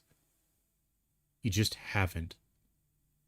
Not in this avenue, not from this direction, but the rest of the world and many other places, especially in America, and especially from certain demographics, have faced consequences. Sometimes they're big consequences. Sometimes they're little consequences. Sometimes they're consequences of, again, I have some student in my classroom, and I've had examples over the years of this, of students who've come in with such erroneous and impossibly stupid, unsupported positions that are explicitly, almost word for word, Kirk-style bullshit. Based upon just, like, they just regurgitate literal talking points from Charlie Kirk. This was 2021, 2022, something like that. One of the specific instances I'm talking about. And I had to work and I had to explain. And again, I'm not a super far leftist. I'm I don't know, left of Democrats, right of tankies, certainly. But I'm also an academic, and truth is truth, and reality and is based upon observable things and facts, and you make arguments based upon what is there, not necessarily what you want there to be there. So if there's evidence for it, there's evidence for it. If there isn't, you can't make the argument. That's the basics of academia in many ways, is that you got to support, and there has to be some kind of justification, some kind of theory, some kind of thesis, some kind of argumentative structure. You have to build it up. So I didn't, like, again, it took so much time and so much effort on my part trying to help this student understand that their understanding of this particular topic was utterly fucking nonsensically stupid and ignored major factual evidence.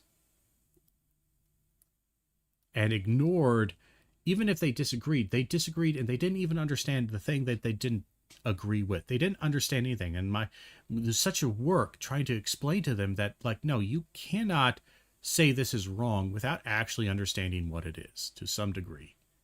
Certainly not firmly, and certainly not in an academic sense. Like, This is where you stop being just another rube on the street who can have any dumb opinion as you want. If you want to write it, you want to publish it, you want to say it in an academic setting, you got to have some fucking backing behind it.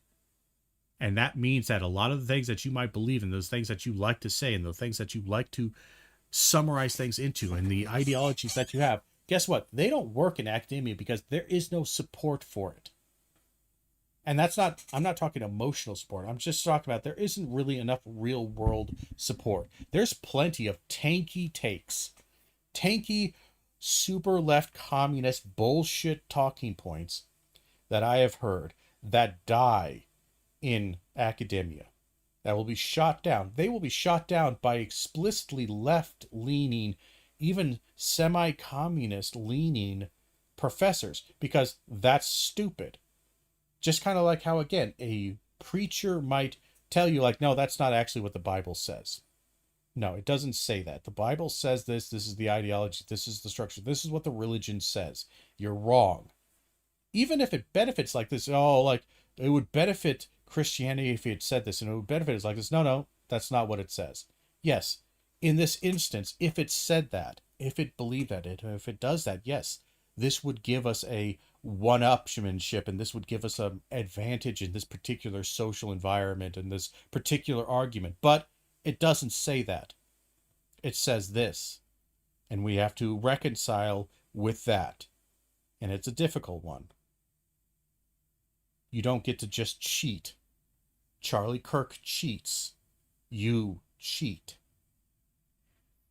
You, your family, your friends that have ever stepped out of line from the nebulous, ever-changing definition of progressive. These are people It's ironic, again, coming across this with how much the MAGA have eaten their own and abandoned them, and again, the fact that, like, one of the number one cause for from children homelessness, especially LGBTQ kids of any type, the number one reason why they're homeless is because they get kicked out by their families, or they're harassed so much that they have to leave, basically either because CPS has to get involved, or they just run because they don't have time.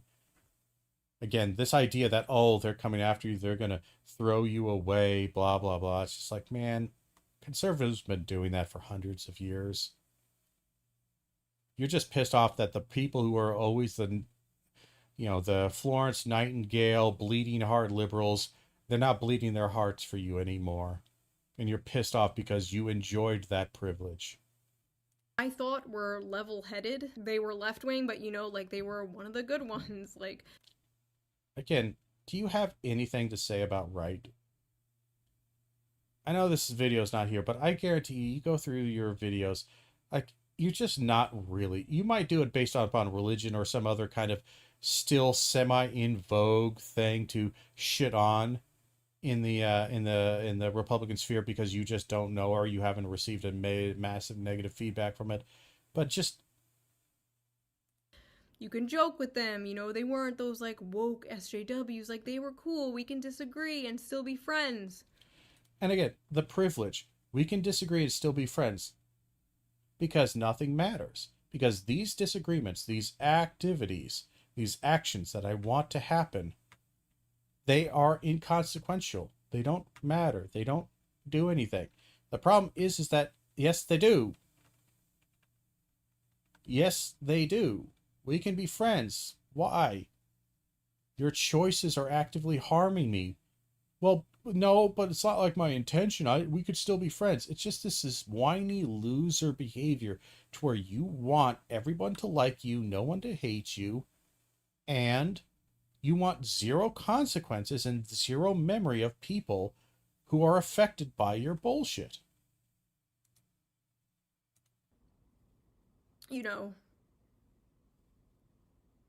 friend wouldn't celebrate you being murdered, of course. But if they would celebrate an exact clone of you that wasn't you. And I love this again, and I have no doubt that maybe this emotion is probably real, But this is the emotion of somebody who's just been a child for so long, who's been a sheltered child for so long, that they don't realize that, again, and they want to try to extrapolate this. They want their feelings validated, even though, again, you're projecting your feelings, you're projecting your insecurities, you're projecting a lot on here, and you're extrapolating this because you're a child who saw somebody die, and you're absolutely horrified by it. Yes, it's not just movies, it's not just fake. People die, and it sucks, Shu. It sucks a lot.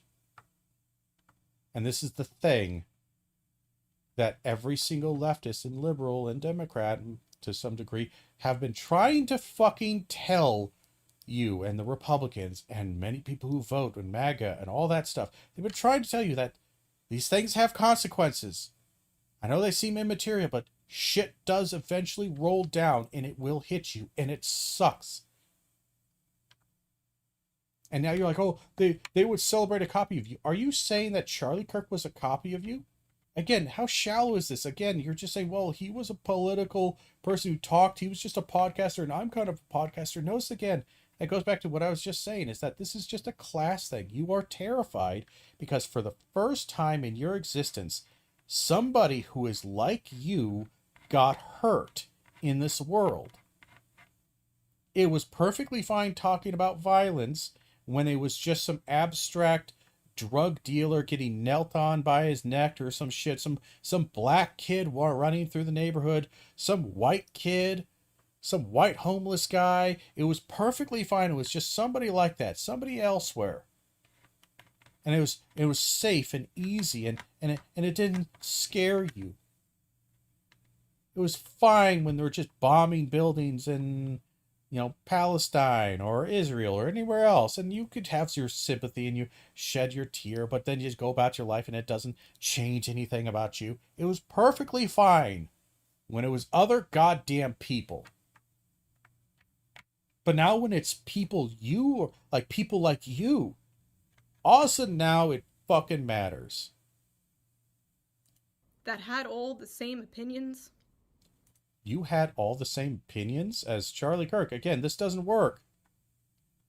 The reason why people hated Kirk is because he said horrible things and had horrible opinions and wanted those opinions enacted. Unless you have those same opinions that you want enacted, that you're actively trying to get enacted, then, again, this is one of those things where oh my God, but if if they celebrated somebody who's a copy of you, who behaved just like a Nazi, they would celebrate it when it dies. Yes, because of the behavior. Or some of the opinions that you have, if they would celebrate that clone being murdered, they're not your friend. Yes, they are. Or maybe they're not. Who knows? But the big thing is that, notice again, this is just as childish. Are they my friend or not? Yeah, they're also human beings. And you're all talking about people who disagree with you. This person disagrees vehemently with you. Should that person not exist? Should that person not be able to voice or express that vehemency? Because if they can't or they won't, then it's probably not that sincere of a disagreement. Again, it's a game. I hate you when we're playing football, but when we're off, of course I care and love you. But I'll do terrible things on the football field, but of course I love and care for you as a human being. It's just a game. And you're realizing that for a lot of people, they don't get this wonderful cloak, this fucking separation, that they're in the shit. I'm friends with people who are friends with Charlie, and I see how they are completely broken about this. Seeing them like this, and then at the same time my other friends posting shit like, "Rip bozo." Yeah. Well, here's the thing, Shu, and again, there's just nothing I can say to you, because you're just, quite frankly, too goddamn immature to understand jack shit. And you think, because I'm picking both sides, or I'm somehow in between, or I'm upset about people dying, that makes me mature. It's not mature. It's not immature either. It's your lack of understanding of anything that's happening. That's what shows just a degree of complete arrested development style immaturity. You can't deal with it. Of course his friends are upset. But yes, you're noticing the inhumanity of distance and separation, and the fact that, again, would those people say it at their funeral to the wife's face, to the children's face? No, because it becomes real to them, and you notice, oh yeah, there's this reality and unreality, and the internet and all this creates this ugliness. Congratulations, Shu. Have you noticed this anywhere else? Did you notice this when it coming from your right friends? Did you notice the cruelty and evil and ugliness that Charlie Kirk would frequently do all the time on the internet towards others when regards to real world suffering? The callousness, the cruelty that they and he would show. Did it upset you? No, it fucking didn't. That should tell you something about your empathy and how misguided it is, how limited it is, how selective it is. Some people are people and other people are just mere things, mere internet things to exist. It's just sick. It's just sick shit. Personally, I would rather live in a world full of Charlie Kirks who would sit down and debate than a world... Charlie Kirk did not sit down and debate. I don't know what the fuck you're talking about. He never debated. Again, you might say, well, this is semantics and you're just splitting hairs. These are important hairs. He never argued in good faith, and he never argued, and he never would accept his wrong and incorrect on anything. He went there, and again, this is just a fight, and you're trying to say that this guy who boxes another person, he's showing humanity and grace by physically punching them in the face. No, that's not that's not what's happening. Full of people who agree with me, but would murder people who don't. Because if it's now normalized to just murder people who disagree with you politically, we don't... It's not normalized. And more importantly, I'm sorry, how many goddamn...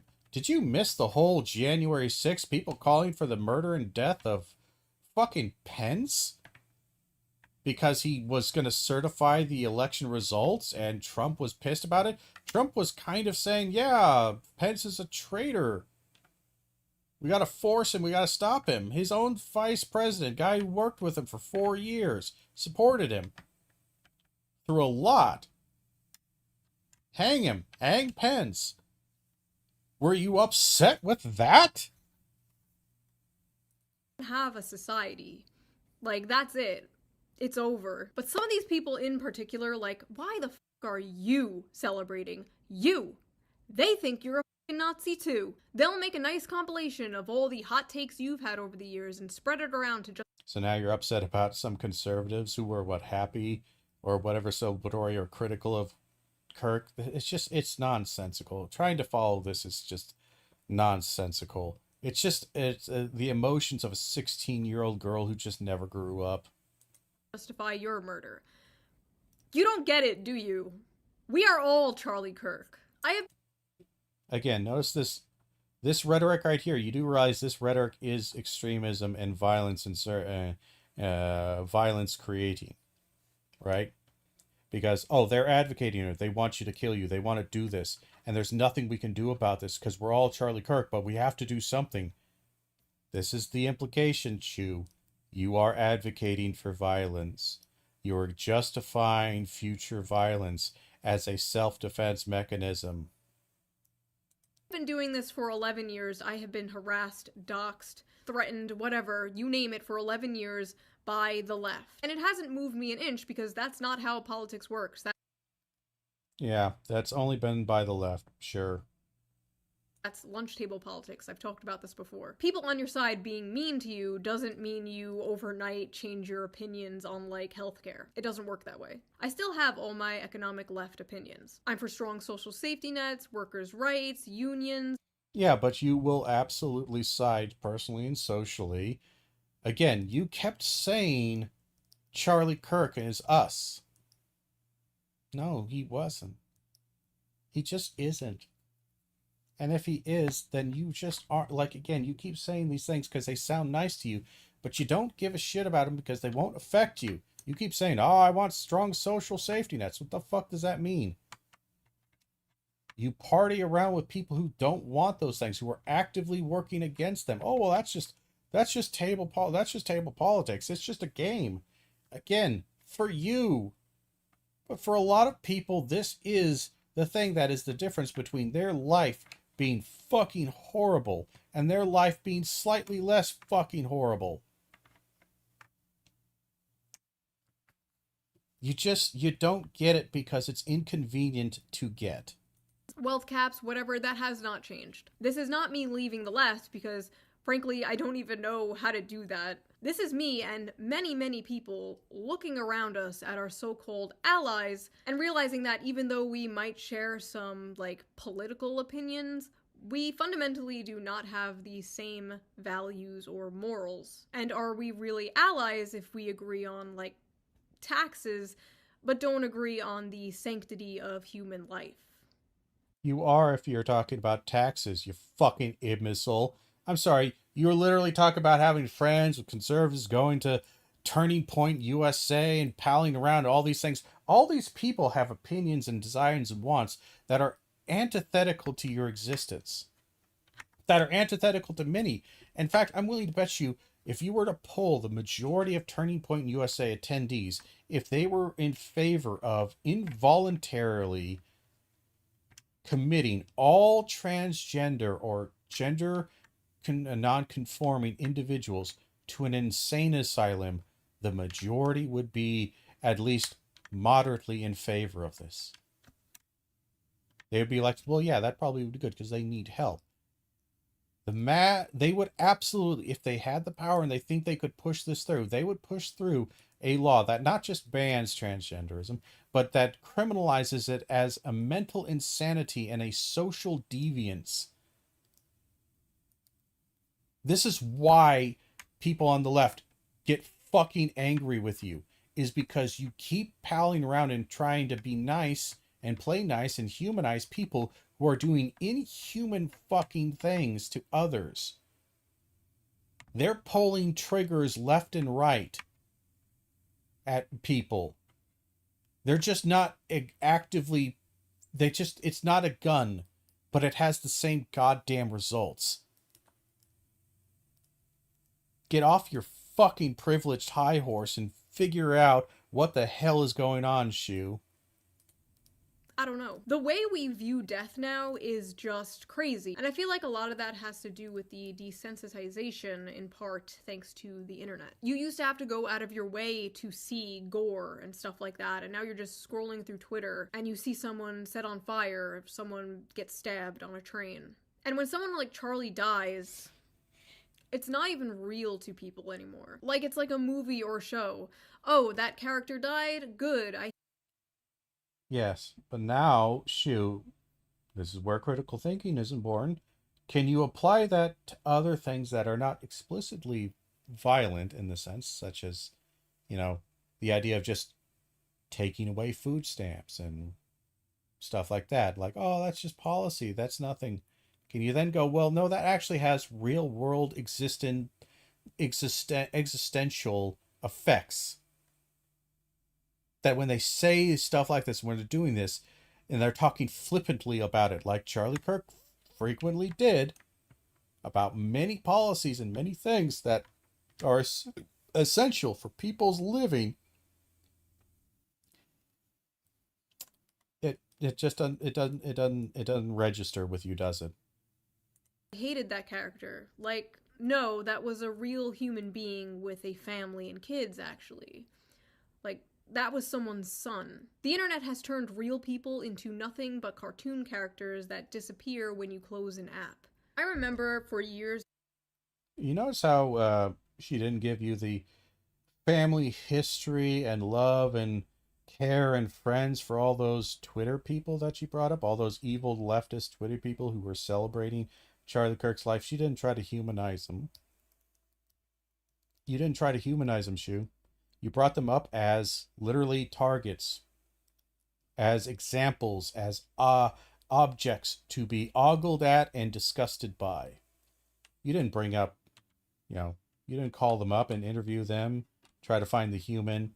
You didn't talk about maybe their sufferings and their difficulties that they struggled with, issues that may or may not have been impacted by Charlie Kirk, or just the general humanity that they might have shown. You didn't show them at birthday parties and how much they loved their nephews and nieces and sisters and brothers and mothers and fathers. You didn't do shit like that, did you, Shu?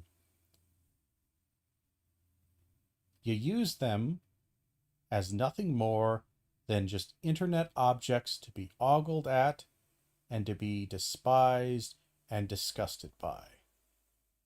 Because it didn't matter that they were good friends or family members, good mothers and fathers. It didn't matter. What mattered was what they said and how it made you feel. Kind of like what Charlie Kirk, what he did, what he does, and why people may not be sympathetic about it, because they don't care about what he was. They care about what he said and how it made them feel. This is why when people say you're stupid and you don't think critically about things, this is why they say that, Shu. Because quite frankly, and it's just coming, this my assessment of you is that you just seem like a terribly sheltered, immature, arrested development kind of person. Somebody who started off relatively privileged, decently comfortable, started your little online thing, got a ton of fame and ton of money really quickly, and you've just been able to live an incredibly privileged, safe, happy little life with very little actual pushback, very little struggle that comes from that. Like, you have struggle like everyone else, I'm sure, to a certain degree, but there's so much struggle you don't face because of your incredible privilege. From economic privilege, social privilege, you're in just such a nice, sheltered little bubble. And maybe that's what the internet does, is that it gives people a false sense of security to where they can be cruel and evil and mean to others, and a false sense of understanding of others so that they can be mean and cruel and not think it's going to have any impact on others, maybe. But you did literally the very same thing you are trying to criticize people for in this video. You have done exactly the same thing. You've dehumanized people and turned them into quick little TikTok blurbs. And you might say they did that to themselves. Yes, but you didn't have to spread it. You didn't have to participate in that. And you didn't have to take them and use them for your own purposes. What happens if one of those people gets shot and killed? One of those little TikTokers. They get shot and killed. Somebody says, yeah, I did that for Charlie Kirk. Are you going to feel fucking bad? Are you going to make another video? Are you going to make a video for every single one that gets killed? If they get killed, are you going to make a video? Or are you just going to go, well, that's sad, but they upset me? Are you going to take responsibility for targeting them? For putting a target on their back? Should you? I don't know. But don't fucking pull this crying bullshit on me. Don't pull this crying bullshit on the rest of the world. You're too fucking old for this. People would be like, oh, when you have kids, you'll change your mind on XYZ. And I was like, no, that's not gonna happen. No. And they were right. Almost overnight, you stop being so selfish, nihilistic. You stop having utopian fantasies of wanting to live in a post-capitalist society. And all you want... Post-capitalist. Again, why? Why is that the one that changes? Right, because you become so obsessed with... You actually become... That would make you more narcissistic, because you become so obsessed with your own material existence and the fear of running out of resources that you become more dedicated to capitalist growth because you desperately want to grow more, have more, regardless of the consequences. On is for the world to be safe. For the world to be safe and normal. And all that matters is your family and your community, and then your country, and then the world. Yeah, internet people don't matter. That's exactly what happened with Charlie Kirk and with people celebrating, is that he's an internet person to them. He doesn't matter. You know? But we can't save the world. You can't. But you can save the people around you. Of course you can't save the world. You can only save the people around you. Rugged individualism, conservatism, libertarianism. Look at that. It rears its fucking head every single time you find somebody who is a naive, arrested development, childlike, angry, pissy fucking person. It's the same goddamn disease. The same brain rot. You can't say to these people who are celebrating this and justifying this, you can't say, what if that was your dad or your brother getting killed for their opinions, because they've already cut those people off. They've already cut those people off out of their lives. And posting videos and pictures. So I'm going to give you an example of somebody. I did this for my uncle. I wasn't really much in his life, but my mother cut him off, even though it's her brother and she loves him very dearly. She cut him off from this. Now, she's not the lefty kind of crazy tanky you might imagine. She's more of a liberal, obviously. She's big on social safety nets, all these things that Shu just said she was in favor of. But then she's also, because my mom grew up poor and understands, capitalism and reality, and knows that capitalism is not an amazing system and it tends to grind up people. So she's not this nasty little fuck you got mine conservative neoliberal capitalist that I guess Shu has become, because she's a privileged little princess living in her tower and upset that the plebeians are upset eating slop, the little riffraff. But my mom cut him off. The reason why my mom cut him off is because my brother transitioned male to female. So now she lives. I still call her my brother because it's complicated, but that is my relationship with that person, is they are my brother, and I'll call her she because that's what she wants. It's fine. There's other problems and histories with this, but it's not beside the point. It transitioned. So she transitioned, my brother. And I think my uncle found some posts of my brother putting up a picture of him, of her at the time transitioning, obviously transitioning, making the statement. And unprompted, he sent my mother probably close to 1,000, 2,000 words through text. This stream of consciousness hate, this self-righteous hate speech, to where he goes from blaming her, telling her how she's a terrible mother, failing her child, how she's allowing her child to become this demon-worshipping, sadistic piece of shit, this fucking pedophile.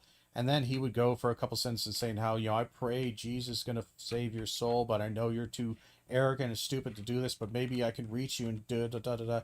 Goes on this long rant. Long rant. And he posts a good chunk of it on his social media, directly connecting to my brother and to my mother, like tagging them into it, along with other family members, about how degenerate and terrible transgenders are. And he made several posts about this. And my mother's a very sensitive person. She's very much a bleeding heart for everybody. She's the ideal that people think is conservative moms, but they're actually not really that conservative, where they'll give them the shirt off your back and take in people and feed them, and they're just the nicest people you could possibly imagine. That was my mother. Good, solid Midwestern values. And she was horrified by this because, again, the one thing she won't fuck about with, the one thing she won't forgive is people being cruel to her children. That's the one thing she can't forgive. Can't forgive it easily, at least. So she sent him back a message saying, look, this was inappropriate. What you said was horrible and terrible. And I love my child. I love them. And the decisions that they make are theirs to make. They're adults. They are good people. They're not doing anything harmful. And what you're saying is horrible, evil, and terrible. And he sent back messages that were equally mean and hateful and accusatory. And then she said, look, I'm just not going to contact you anymore. I'm sorry. We're not doing this anymore. I'm not going to be a punching bag for your ugliness and hatred. And I'm not going to contact you. And I'm not going to be okay with this. And the second he had a consequence of where, oh no, this is actually real, he sent back a half-assed apology to where he said, sorry, not sorry. It's like I'm sorry I was mean. I guess I was kind of drunk and upset, but like, I believe what I believe. I'm a good, hard Christian, good Christian, and I believe that this is the devil's work and Satan and blah, blah, blah, but I don't want this to hurt our relationship. It's like, you literally hate my child, and you think they're going to go to hell, and you actively spread messages to denigrate it, and you did this, like, I'm sorry, your words and actions have consequences. And she said, no, look, this isn't okay. Till you apologize to my child. You half-assed apologize to me and you didn't, because it's like this sorry, not sorry, it's what I believe, despite the fact that your belief just doesn't have a valid perspective, and more importantly, the way in which you expressed it is utterly invalidates whatever truth or validity you might have had in your original belief. So no, you don't get this. He's never apologized. He's gotten even more extreme with it. Still posts it up. Still thinks that he was abandoned, that he was thrown out, that she was so cruel and mean, and how just judgmental bitch sister threw me out. That's what he said and what he's thought. Despite the fact that, again, she didn't start this. This was a perfectly live and let live. You got a problem, you don't like something, but unless it's actually hurting that person or hurting you, for the most part, you should shut the fuck up. He didn't. He made it an issue. He made it a hard issue of either it's me or them. And my mom chose.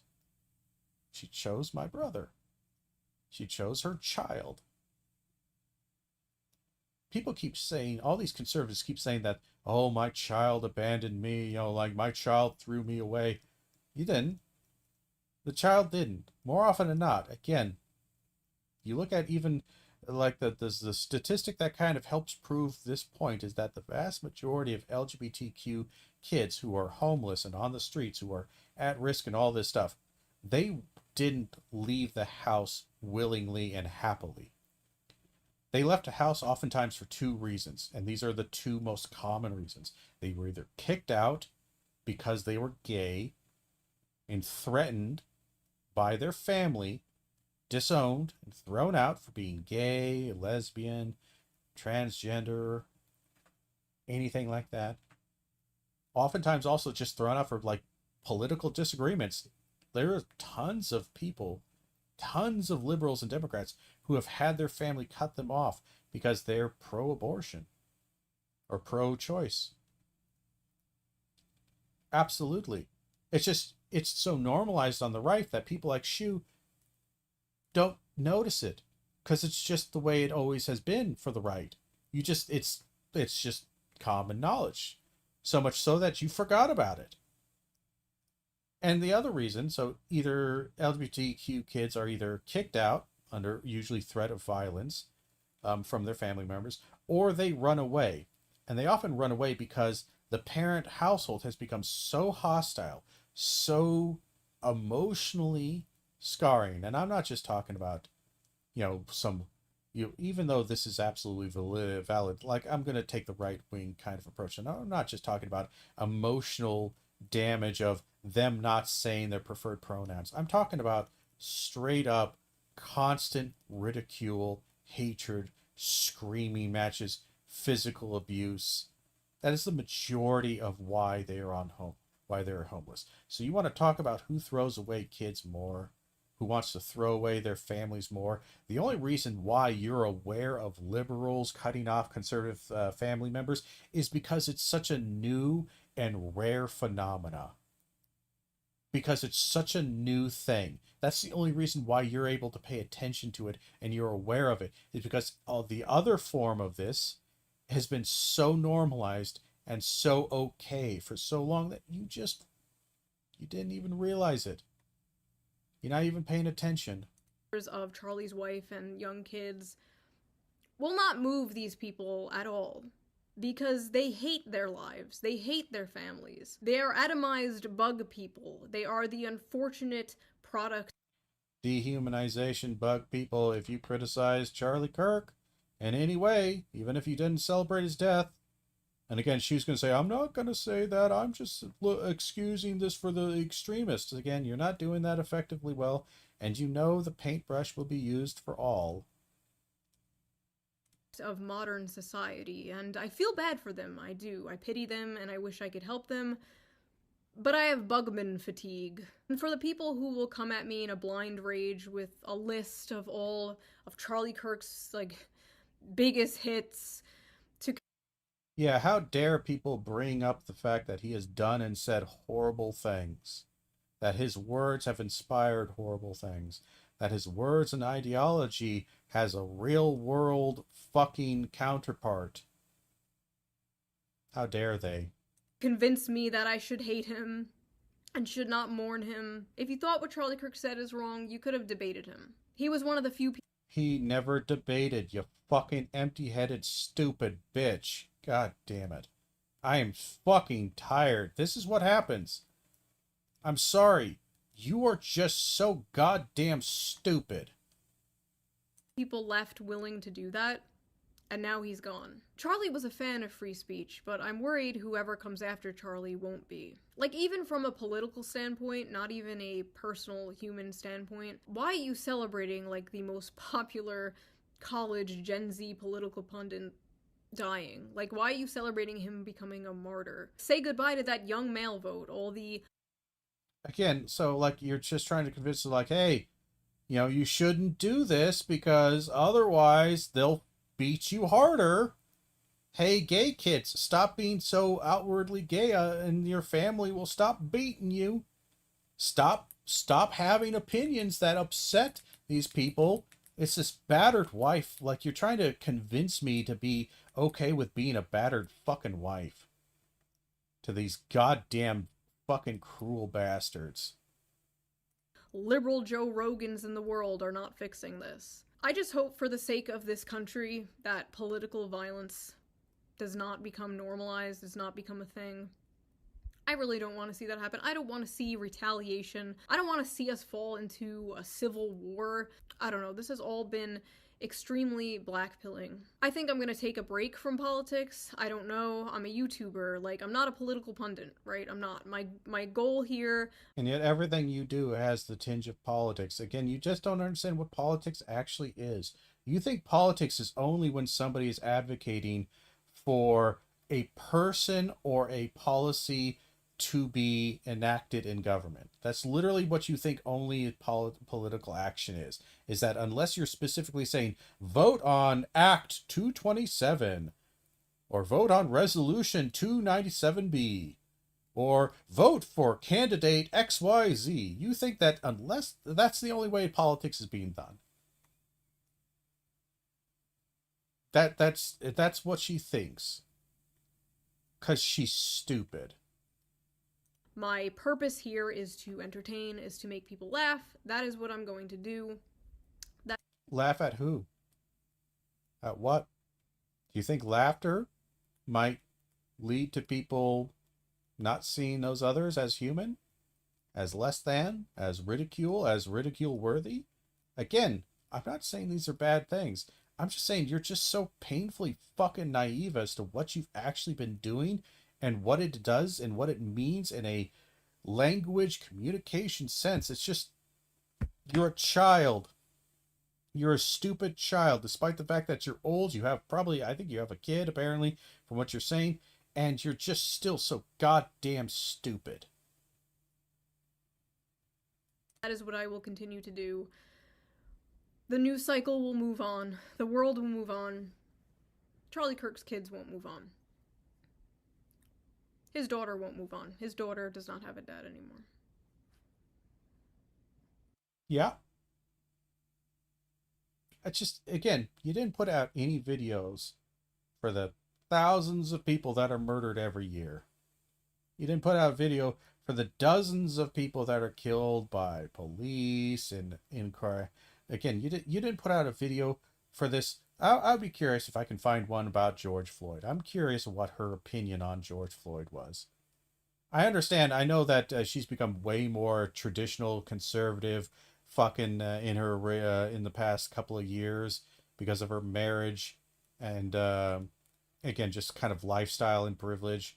But like again, were you putting out fucking weepy fucking videos talking about how this is terrible? Did you put one out for fucking Sandy Hook? Oh, I was just that's not really politics or that's not really entertainment. I don't know what to do. Like, okay, why are you putting one out for Charlie Kirk? Oh, because you knew him. He's your friend, or he's your friend's friends. That's nice. Why should I care? Why should anyone care?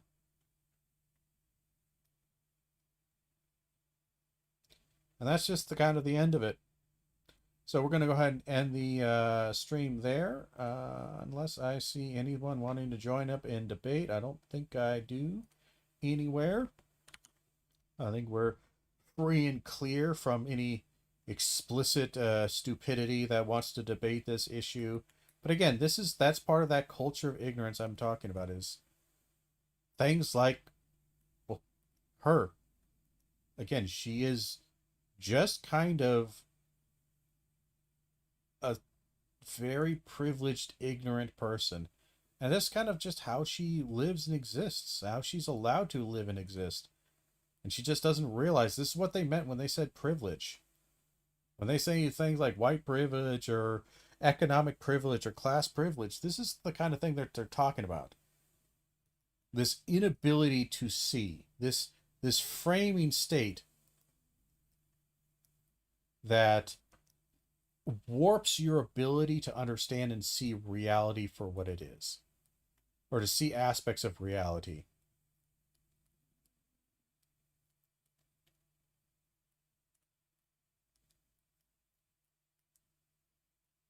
Anyway, we're going to go ahead and end the stream there. Thank you all for being here. Thank you for hanging out. Until next time, and as always, I hope you have a good one.